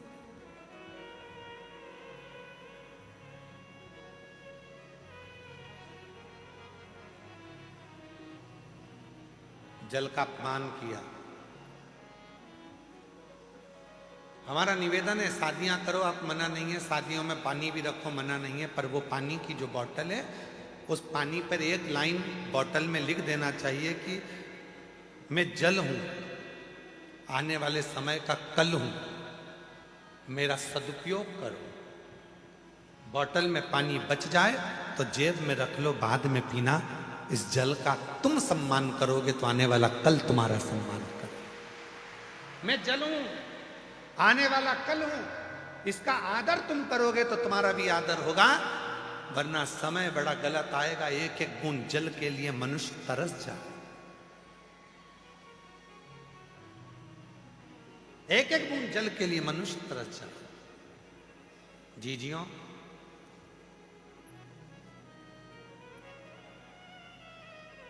हर वर्ष रुद्राक्ष महोत्सव आता है। ये गर्मी का थोड़ा समय आ जाता है जिसमें पानी की जरूरत पड़ती है और इतना पानी कुबेरेश्वर धाम पर नहीं होता। इतना पानी नहीं है कुबेरेश्वर धाम पर। वो तो कोई कोई ना जाने भोले बाबा किसको भेज देते हैं और पानी की व्यवस्था करवा देते हैं। रुद्राक्ष महोत्सव चालू होने से पहले, पिछले रुद्राक्षोत्सव के पहले भी एक बहन आई थी और एक बोर कराकर चली गई थी, उससे पानी चलता रहा, पूरा रुद्राक्षोत्सव बाबा ने झेल लिया। इस वर्ष भी इंदौर से, शायद वो कथा में आई हों तो मुझे मालूम नहीं, इंदौर से एक बहन और एक मेरे जीजा आए थे। 2 दिन तक यहाँ रुके और उन्होंने देखा कि पानी की बहुत ज़रूरत है, तो उन्होंने कहा कि हमको बोर लगवाना है। हमने कहा सब दूर दिखवाया, पानी तो कहीं है नहीं। तो वो कहने लगी हमने अभी कंकर शंकर की पूजन करी है, हमारा कंकर हम जहाँ रख देंगे और वहीं पर हम बोर करवा देंगे, बाबा की मर्जी होगी तो दे देगा, नहीं मर्जी होगी तो नहीं। और अगर वो आए हों इस कथा में तो खड़े हो सकते हैं, इंदौर के थे और उन्होंने पीछे जाकर एक बोर करवाया और बाबा की कृपा से उसमें पानी आया जो बाबा की कृपा से आज आप सब लोग पी रहे हो, ये शिव की कृपा, शिव की कृपा। छोटी छोटी पानी की बोतल रहती है, शादी में मिल जाती है। हमारा निवेदन है, शादी वालों को भी कहना चाहिए कि आप लिफाफा देते हो मना नहीं, आप देते हो मना नहीं, पर यदि भोजन कर रहे हो, पानी बच गया है, वो पानी की बोतल अपने साथ जेब में रख के ले जाओ तो गाड़ी में पी लेना, पर पानी का सम्मान, जल का सम्मान। जल है तो कल है। और आप लोगों से भी निवेदन है, 7 दिन तक अपने पिता के घर में रह रहे हो, कोई नल चालू है, कोई पानी ढुल रहा है, तो आप प्रयास कर कर उसको बंद करना, जल का सदुपयोग करना, जिससे आपको भी जल का सदुपयोग करना आएगा। तो आने वाले समय में जो भी शुभ भक्त यहाँ पहुंचेगा तो वो भी जल का सम्मान करेगा, जल का सम्मान। अभिमन्यु कह रहा है मुझे जल दे दे। राजा कर्ण ने पानी की छाजल को उठाकर जमीन पर फेंक दिया और वो जल पानी का गिर गया, पर अभिमन्यु को जल पीने को नहीं दिया, जल पीने को नहीं दिया। और पूरी महाभारत उठाकर देखिए, राजा कर्ण को मारने वाला कोई नहीं था, राजा कर्ण के प्राण लेने वाला कोई नहीं था। राजा कर्ण जैसे शूरवीर का भी अगर अंत हुआ है तो जल से हुआ है। जो जल राजा कर्ण ने अभिमन्यु को नहीं पिलाया, पानी जमीन पर गिर गया।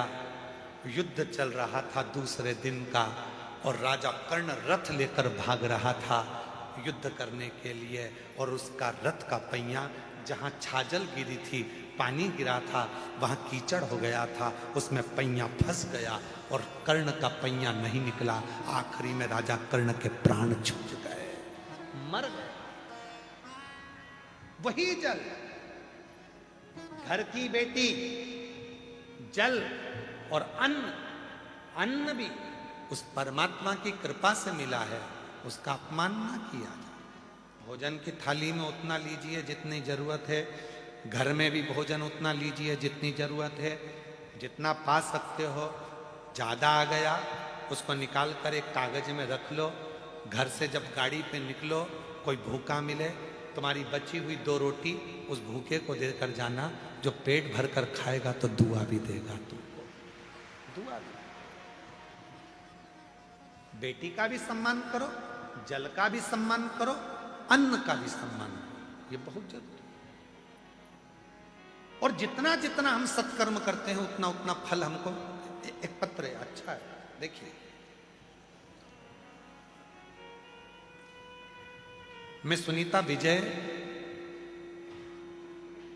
केशव शेट्टी, मैं जिला धाराशिव, गांव उमरगा से आई हूँ। मेरा मोबाइल नंबर ये है, कहीं बैठी हो तो हाथ हिला सकती हैं। अगर कहीं बैठी हो, आप ही हैं, आ जाइए, एक बेलपत्र लेकर जाइए।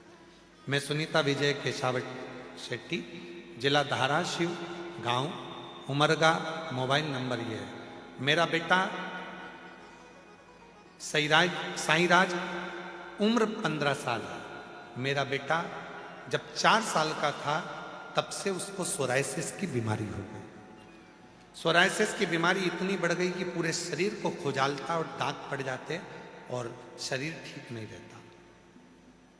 15 साल का बेटा हो गया, जब वो 4 साल का था तब से उसको बीमारी है। 11 साल से लगातार इस बीमारी का इलाज करवाते करवाते थक गए, पर वो बीमारी का हल नहीं निकला।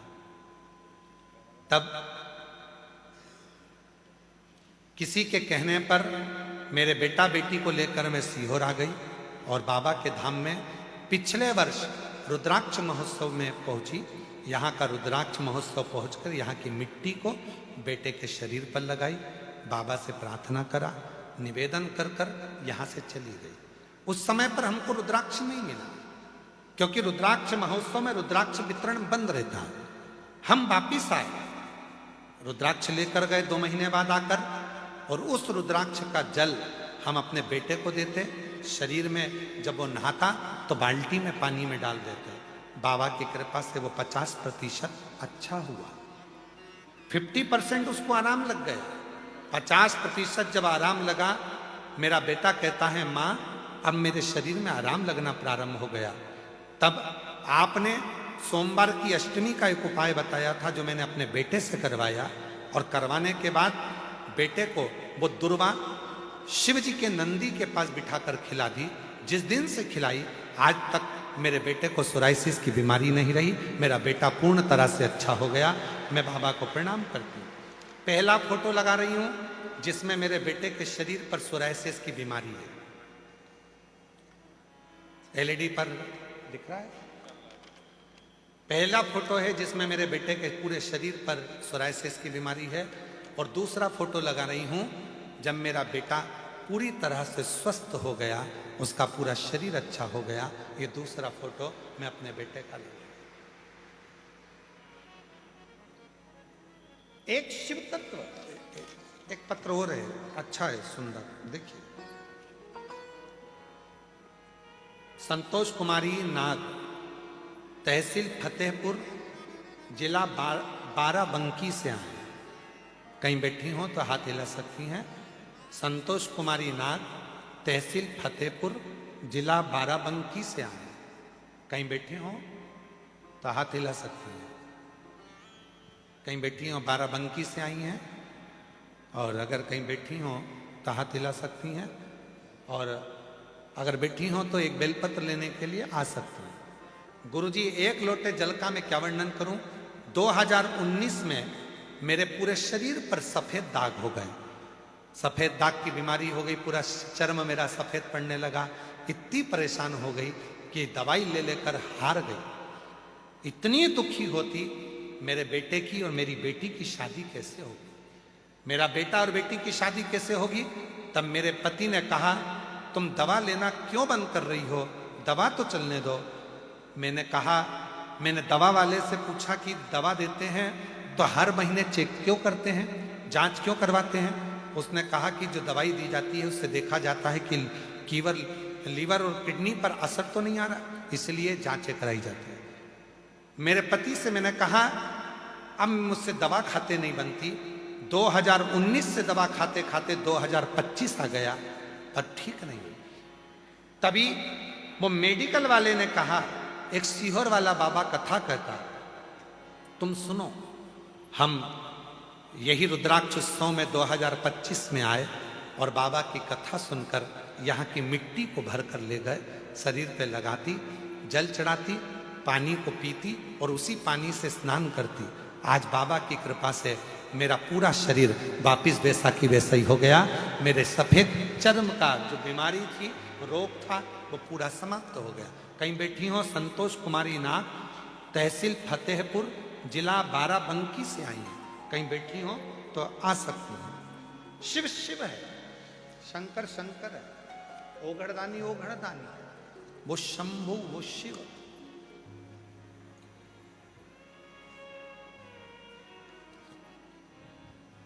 जो नित्य लीला कर रहे हैं और तेरी कृपा बिना न हिले एक भी अणु, लेते हैं श्वास तेरी कृपा से तनु तनु, बखान क्या करूं। बेटे को सोराइसिस था, पूरी तरह से अब सही हो गया। एक बार जोरदार ताली बजाकर साधुवाद।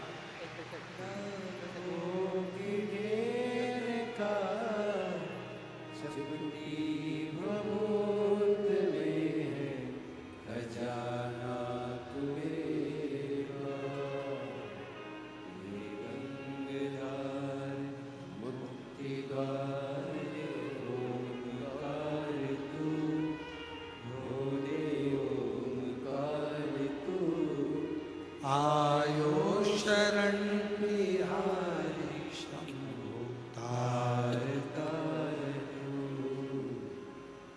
सती शिव जी को देख रही, शिव जी सती को देख। 3 का आदर करिए, बेटी का आदर करिए, जल का आदर करिए, और तीसरे नंबर पर आप सब बोलिए अन्न का आदर करो। जो भोजन ग्रहण कर रहे हो उस अन्न का सम्मान करो।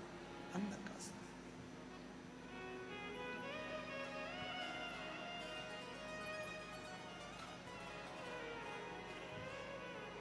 खूब करो। कितनी सुंदर बात है। बहुत दूर दूर से लोग आते हैं कुबेरेश्वर धाम पर। कथाओं में, शिव पुराण में लोग मुंह झूठा कराने के। कोई टॉफी बांटता है, कोई पानी बांटता है, कोई कुछ बांटता है, कोई कुछ बांटता है।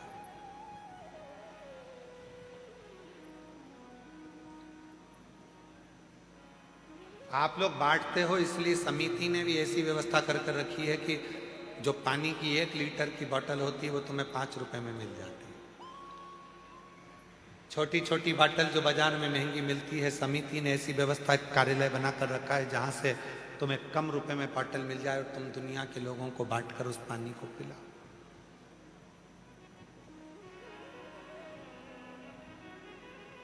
जो अन्न बांटने वाले हैं, कोई बिस्कुट बांटता, कोई टॉफी बांटते, कोई घर से खुरमा बनाकर लाते, मठरी बनाकर लाते, कुछ बनाकर लाते, वो बांटते हैं। उनसे पूछो कि उनको क्या फल मिलता है। उनसे पूछो।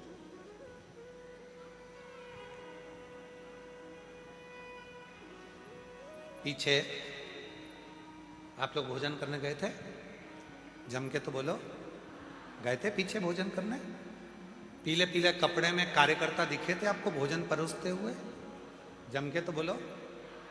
मुख पर पट्टी होगी, सिर पे कैप होगा, पीला कलर का उनका जैकेट होगा। श्री शिवाय नमस्तुभ्यम मालेगांव की वो टीम है देवीदास जी की।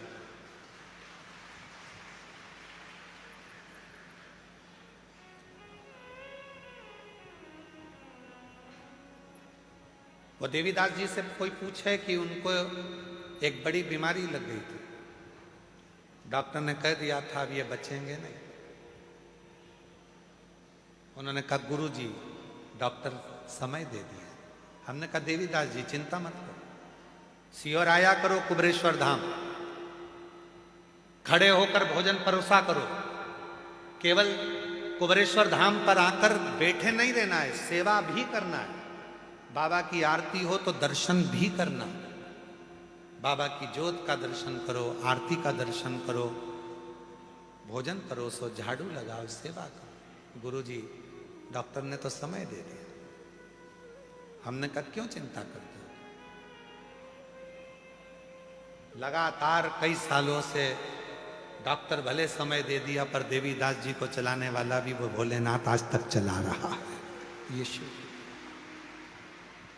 सेवा करो।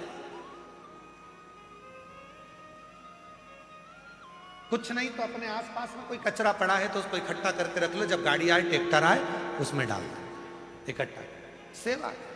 आए हो दर्शन करो, आरती करो बाबा की। दुनिया के लोग आते हैं प्रदोष की आरती का भाव करने के लिए, दर्शन के दिल से बाबा की आराधना करो, साधना भक्ति जितना बन सके। और हर घड़ी हर पल श्री शिवाय नमस्तुभ्यं, श्री शिवाय नमस्तुभ्यं, उसका स्मरण करते, उससे विनती करते। रात को सोओगे, खूब चक नींद में रहोगे, खूब चक नींद में, इतनी तेज नींद आ रही होगी। ये कुबेरेश्वर बाबा की भूमि का प्रभाव बता रहे हैं हम आपको। कमरे में भी सो रहे हो, रूम में सो रहे हो, कुबेरेश्वर धाम के आसपास के जितने होटल हैं चाहे तुम उनमें जाकर सो रहे हो। तुम्हारा कमरा भले एसी का हो, कूलर का हो, पंखे का हो, चाहे तुम जमीन पे सो, चाहे कुबेरेश्वर बाबा की बाहर कितनी भी होटल बनी है उन होटलों में जाकर सो, चाहे किसी के भवन में जाकर सो। कुबेरेश्वर बाबा की भूमि का प्रताप ऐसा है, कितनी भी चक नींद में सो रहे होगे, एक क्षण के लिए रात्रि के समय पर तुम्हारी नींद एकदम चमक कर उठेगी, एकदम लगेगा कोई आया है। चाहे होटल में सो लो, जमीन पे सो लो, चाहे कुबेरेश्वर बाबा की अचानक से वो आता है, तुम्हारे सिर पर हाथ रखकर आशीर्वाद देकर चला जाता है, चिंता मत करना। क्यों चिंता? मेरा तू ही तो हमदर्द है, जिसे हर दर्द मेरा तू ही तो हमदर्द है। बोलो बोलो, जिसे हर दर्द दुनिया के आगे प्रभु चुपचाप दुनिया के आगे प्रभु चुपचाप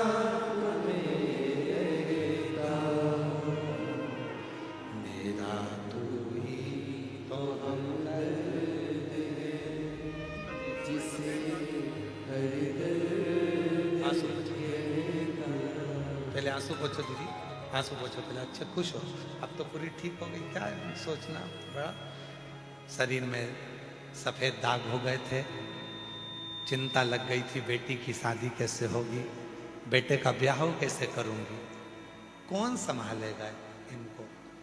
शरीर देखकर लोग हंस रहे थे।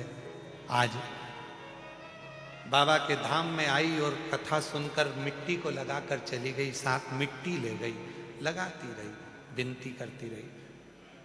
बाबा से कहकर गई थी अगले रुद्राक्ष उत्सव में मेरा पूरा शरीर सही कर देना। आज पूरी सही होकर आई है, पूरी सही। अच्छा खुश होकर जाओ, खूब आनंद।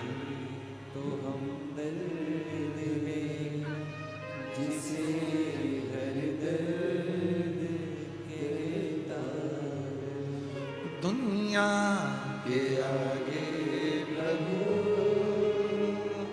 चुपचाप मेरे दाम, दुनिया के आगे प्रभु चुपचाप मेरे दाम, मेरा तू ही तो हमदर्द है, जिसे हर दर्द कहता।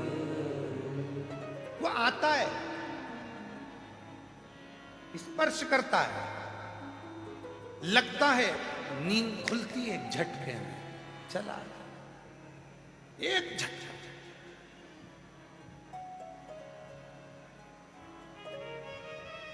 सो रहे हो, ऐसा लगेगा सिर के पास में से कोई निकल कर गया। एसी के रूम में सो रहे थे, होटल में सो रहे थे, अच्छे अच्छे कमरे में सो रहे थे, फिर कौन आ गया? आता।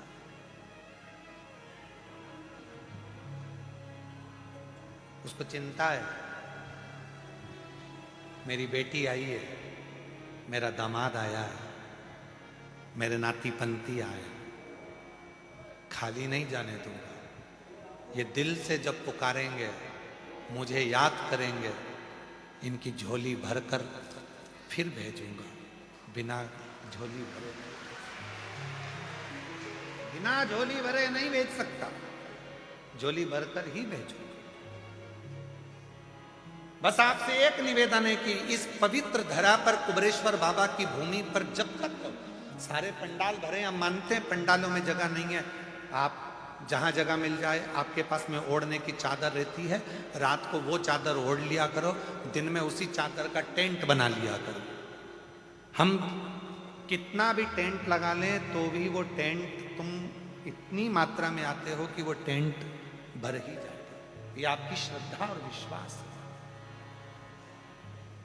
हम जानते हैं कि इतना टेंट लगाने के बाद ये जो डूम बनाया है, जो 3 बड़े बड़े पंडाल बनाते थे, ऐसे 3 पंडाल का एक पंडाल बनाकर तैयार किया।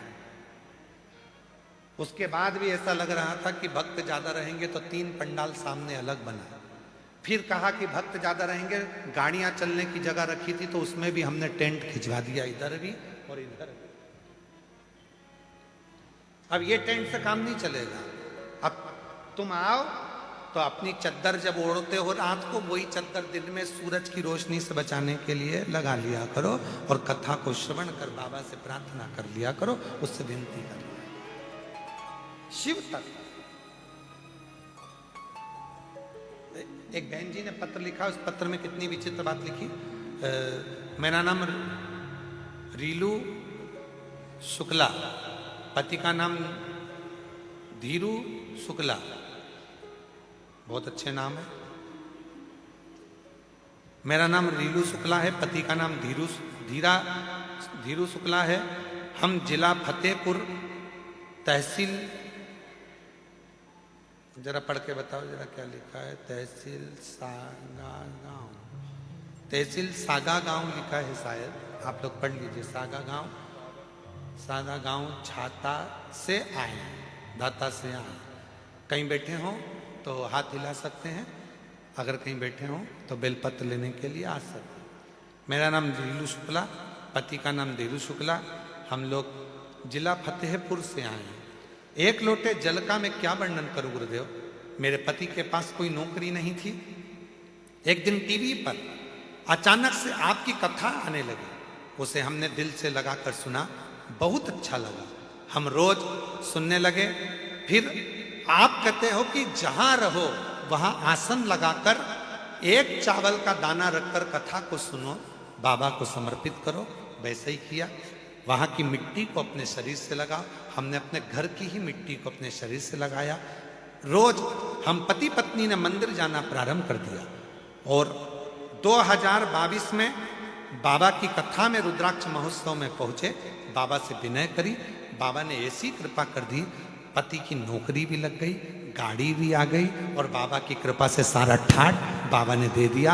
कोई कमी बाबा ने नहीं छोड़ी, किसी कमी को बाबा ने नहीं छोड़ी। एक माँ ने पत्र में लिखा, सो बालीबाई सुदामा चौहान, जय सेवालाल गौर बाजार से हूं। मैं महाराष्ट्र की रहने वाली हूं। मेरा गांव का नाम पीपल गांव कमानी है। मेरे बेटे का नाम सुखदेव सुदामा चौहान। मेरे बेटे की नौकरी नहीं लग रही थी, हार चुका था। तब बेटे से कहा, अब की बार तू जो कंपटीशन एग्जाम दे तो मेहनत को 4 गुना कर ले। सियोर वाला बाबा कहता है अच्छी परिश्रम करो, मेहनत करो, बेलपत्री में शहद लगाकर शिव को समर्पित करो। मेरे बेटे ने भी वही करा और बाबा की कृपा से 2025 के रुद्राक्ष महोत्सव में मेरा बेटा भी मुझे लेकर आया था। आज मैं अपने बाबा को नमन करने के लिए आई हूं कि मैंने बाबा से विनती करी थी और बाबा की कृपा से आज मेरा बेटा महाराष्ट्र पुलिस में लग गया है। मैं बाबा को यहाँ प्रणाम करने के लिए आई। मेरे बेटे का महाराष्ट्र पुलिस में सिलेक्शन हो गया। शिव से वो आएगा, स्पर्श करेगा, आशीर्वाद देगा, तुम्हें खाली नहीं भेजेगा। बस विश्वास तुम्हारे भीतर प्रकट रखो, प्रकट।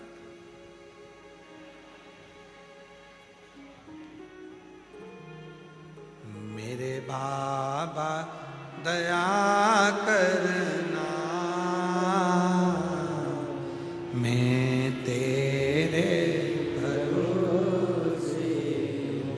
इस लाइन को आप भी बोलिएगा, आप चुप रहे ना, आप सबकी आवाज यहां तक आना चाहिए। हम किसके भरोसे हैं? मेरे बाबा दया करना, मैं तेरे ना घर के भरोसे, ना परिवार के,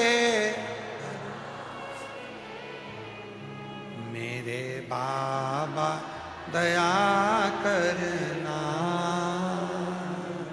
मैं तेरे भरोसे हूँ। भोले बाबा दया करना, मैं तेरे भरोसे हूँ। देवराज नाम का ब्राह्मण शिव को नहीं मानता था, पर मां शिव को मानती थी। एक लोटा जल चढ़ाती थी, उसका फल उसको मिला। भले चोर था बेटा, पर अंत समय में शिव की शरणागति उसको मिली। शिव की शरणागति, भले चोर था पर अंतिम बिंदु तो शिव के चरणों में जाकर निकला।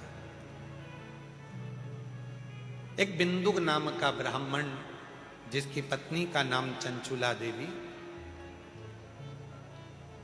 बिंदुक भी चोर, कभी सत्कर्म नहीं करा है, कभी नहीं, अच्छे कर्म से दूर रहा।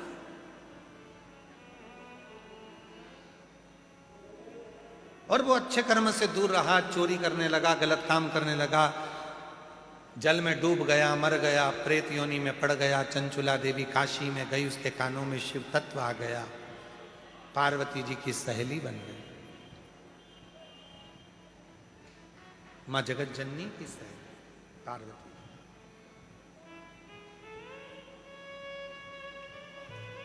चुप रहती थी, मौन। जब कोई व्यक्ति बहुत मौन हो जाता है ना, तो उससे पूछा जाता है कि बात क्या है। जो दिन भर बड़बड़ बड़बड़ बड़बड़ करता है, उसकी कोई नहीं सुनता है, पर कोई चुप हो जाए ना, बोलने वाला व्यक्ति एकदम चुप हो जाए, तो लोग उसको देखते हैं, आखिर ये बोलता क्यों नहीं है, इसको हो क्या गया। कभी कभी तो पत्नी भी पति से कह देती, हुआ क्या है तुमको, बोल क्यों नहीं रहे हो। अब पति बेचारा बोले भी तो गति नहीं, ना बोले तो गति नहीं, तो चुप ही रहना अच्छा। मैं बोलूंगा और तू फिर लड़ने बैठ जाएगी, तो मैं बोलू ही नहीं तो अच्छा, रहने दे तू तो, मैं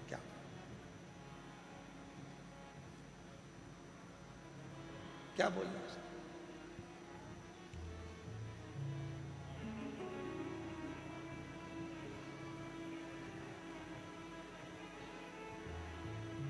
अब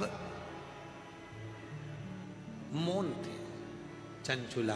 पार्वती जी ने पूछ लिया तो कहा, एक काम करो, तुम्हारे पति को एक बार शिव पुराण की कथा सुना। कौन बाचेगा?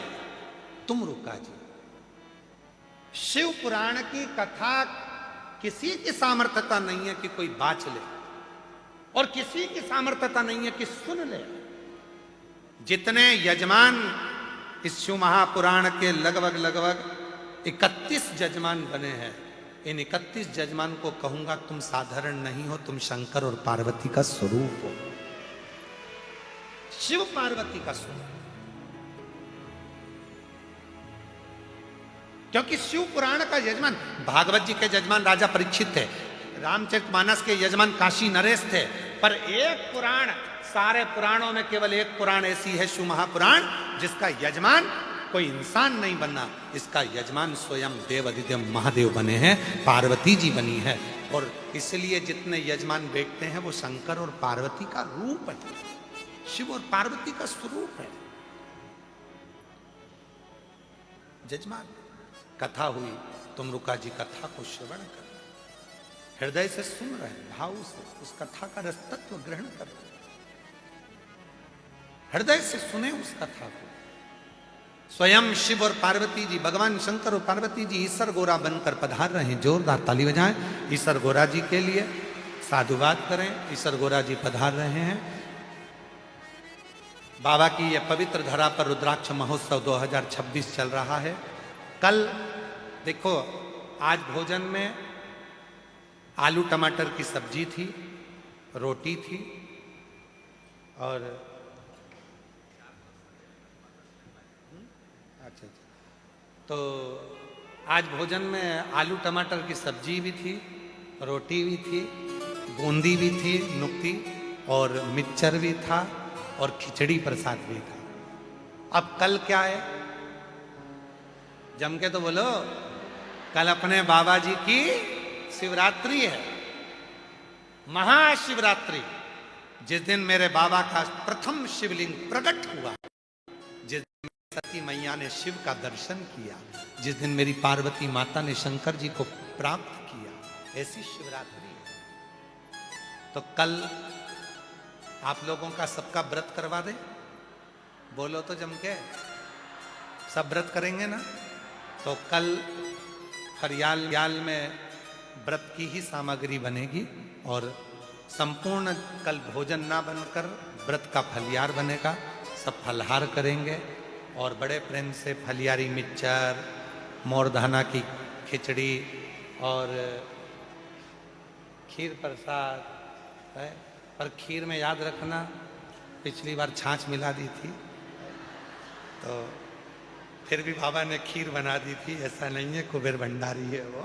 तो खूब प्रेम से खीर प्रसाद, मिक्सचर, फरियाली खिचड़ी, ऐसा सब सामग्री बनेगा।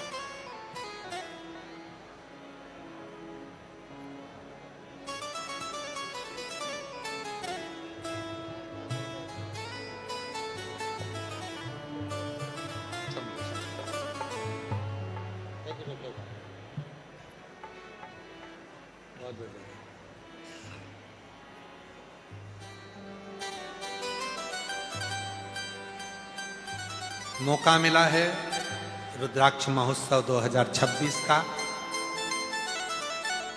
जो नजदीक में रहने वाले हैं वो शिव भक्त ध्यान दें। बहुत दूर दूर जाकर पंडाल में बैठकर कथा नहीं सुन पाते हो।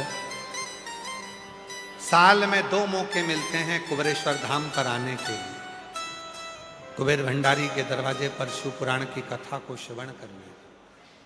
बाबा के पंडाल में बैठकर कथा का रसतत्व ग्रहण करें, बाबा की आरती का आनंद लें, प्रसाद का आनंद लें, झूठा न छोड़ें और सब आनंद के साथ बाबा की लीलाओं का दर्शन करें और अपने जीवन को धन्य बनाएं। ये पवित्र पावन रुद्राक्ष महोत्सव 2026 बिटले सेवा समिति कुबेरेश्वर धाम परिवार आपका स्वागत वंदन करता है।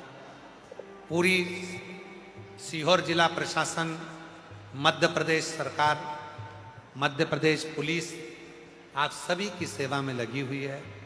चिकित्सा व्यवस्था में भी डॉक्टरों की टीम लगी हुई है, एम्बुलेंस व्यवस्था में भी लगी हुई है और ट्रैफिक व्यवस्था में भी सब कुछ पुलिस प्रशासन और सेवादार लगे हुए हैं। बाबा की ये पवित्र कथा का लाभ लें और अपने जीवन को धन्य बनाएं। सिद्धपुर नगर सीहोर की ये पवित्र चितावलिया गांव की ये पवित्र भूमि जहां पर बाबा की ये पवित्र रुद्राक्ष महोत्सव चल रहा है, आप और हम सब मिलकर इस रुद्राक्ष उत्सव का आनंद लें। कल बाबा की शिवरात्रि है। खूब प्रेम से कंकर शंकर पूजन करते हुए, जहां जगह मिले वहां कंकर शंकर का स्मरण करते हुए, 1 लोटा जल सारी समस्या का हल, बोल बम का नारा है।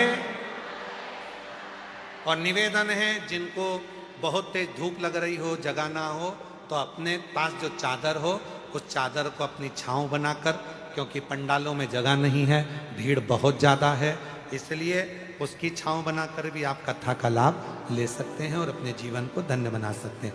आरती का समय सुबह 9 बजे और शाम को 6:30 से 7 के बीच में बाबा की आरती का समय रहेगा।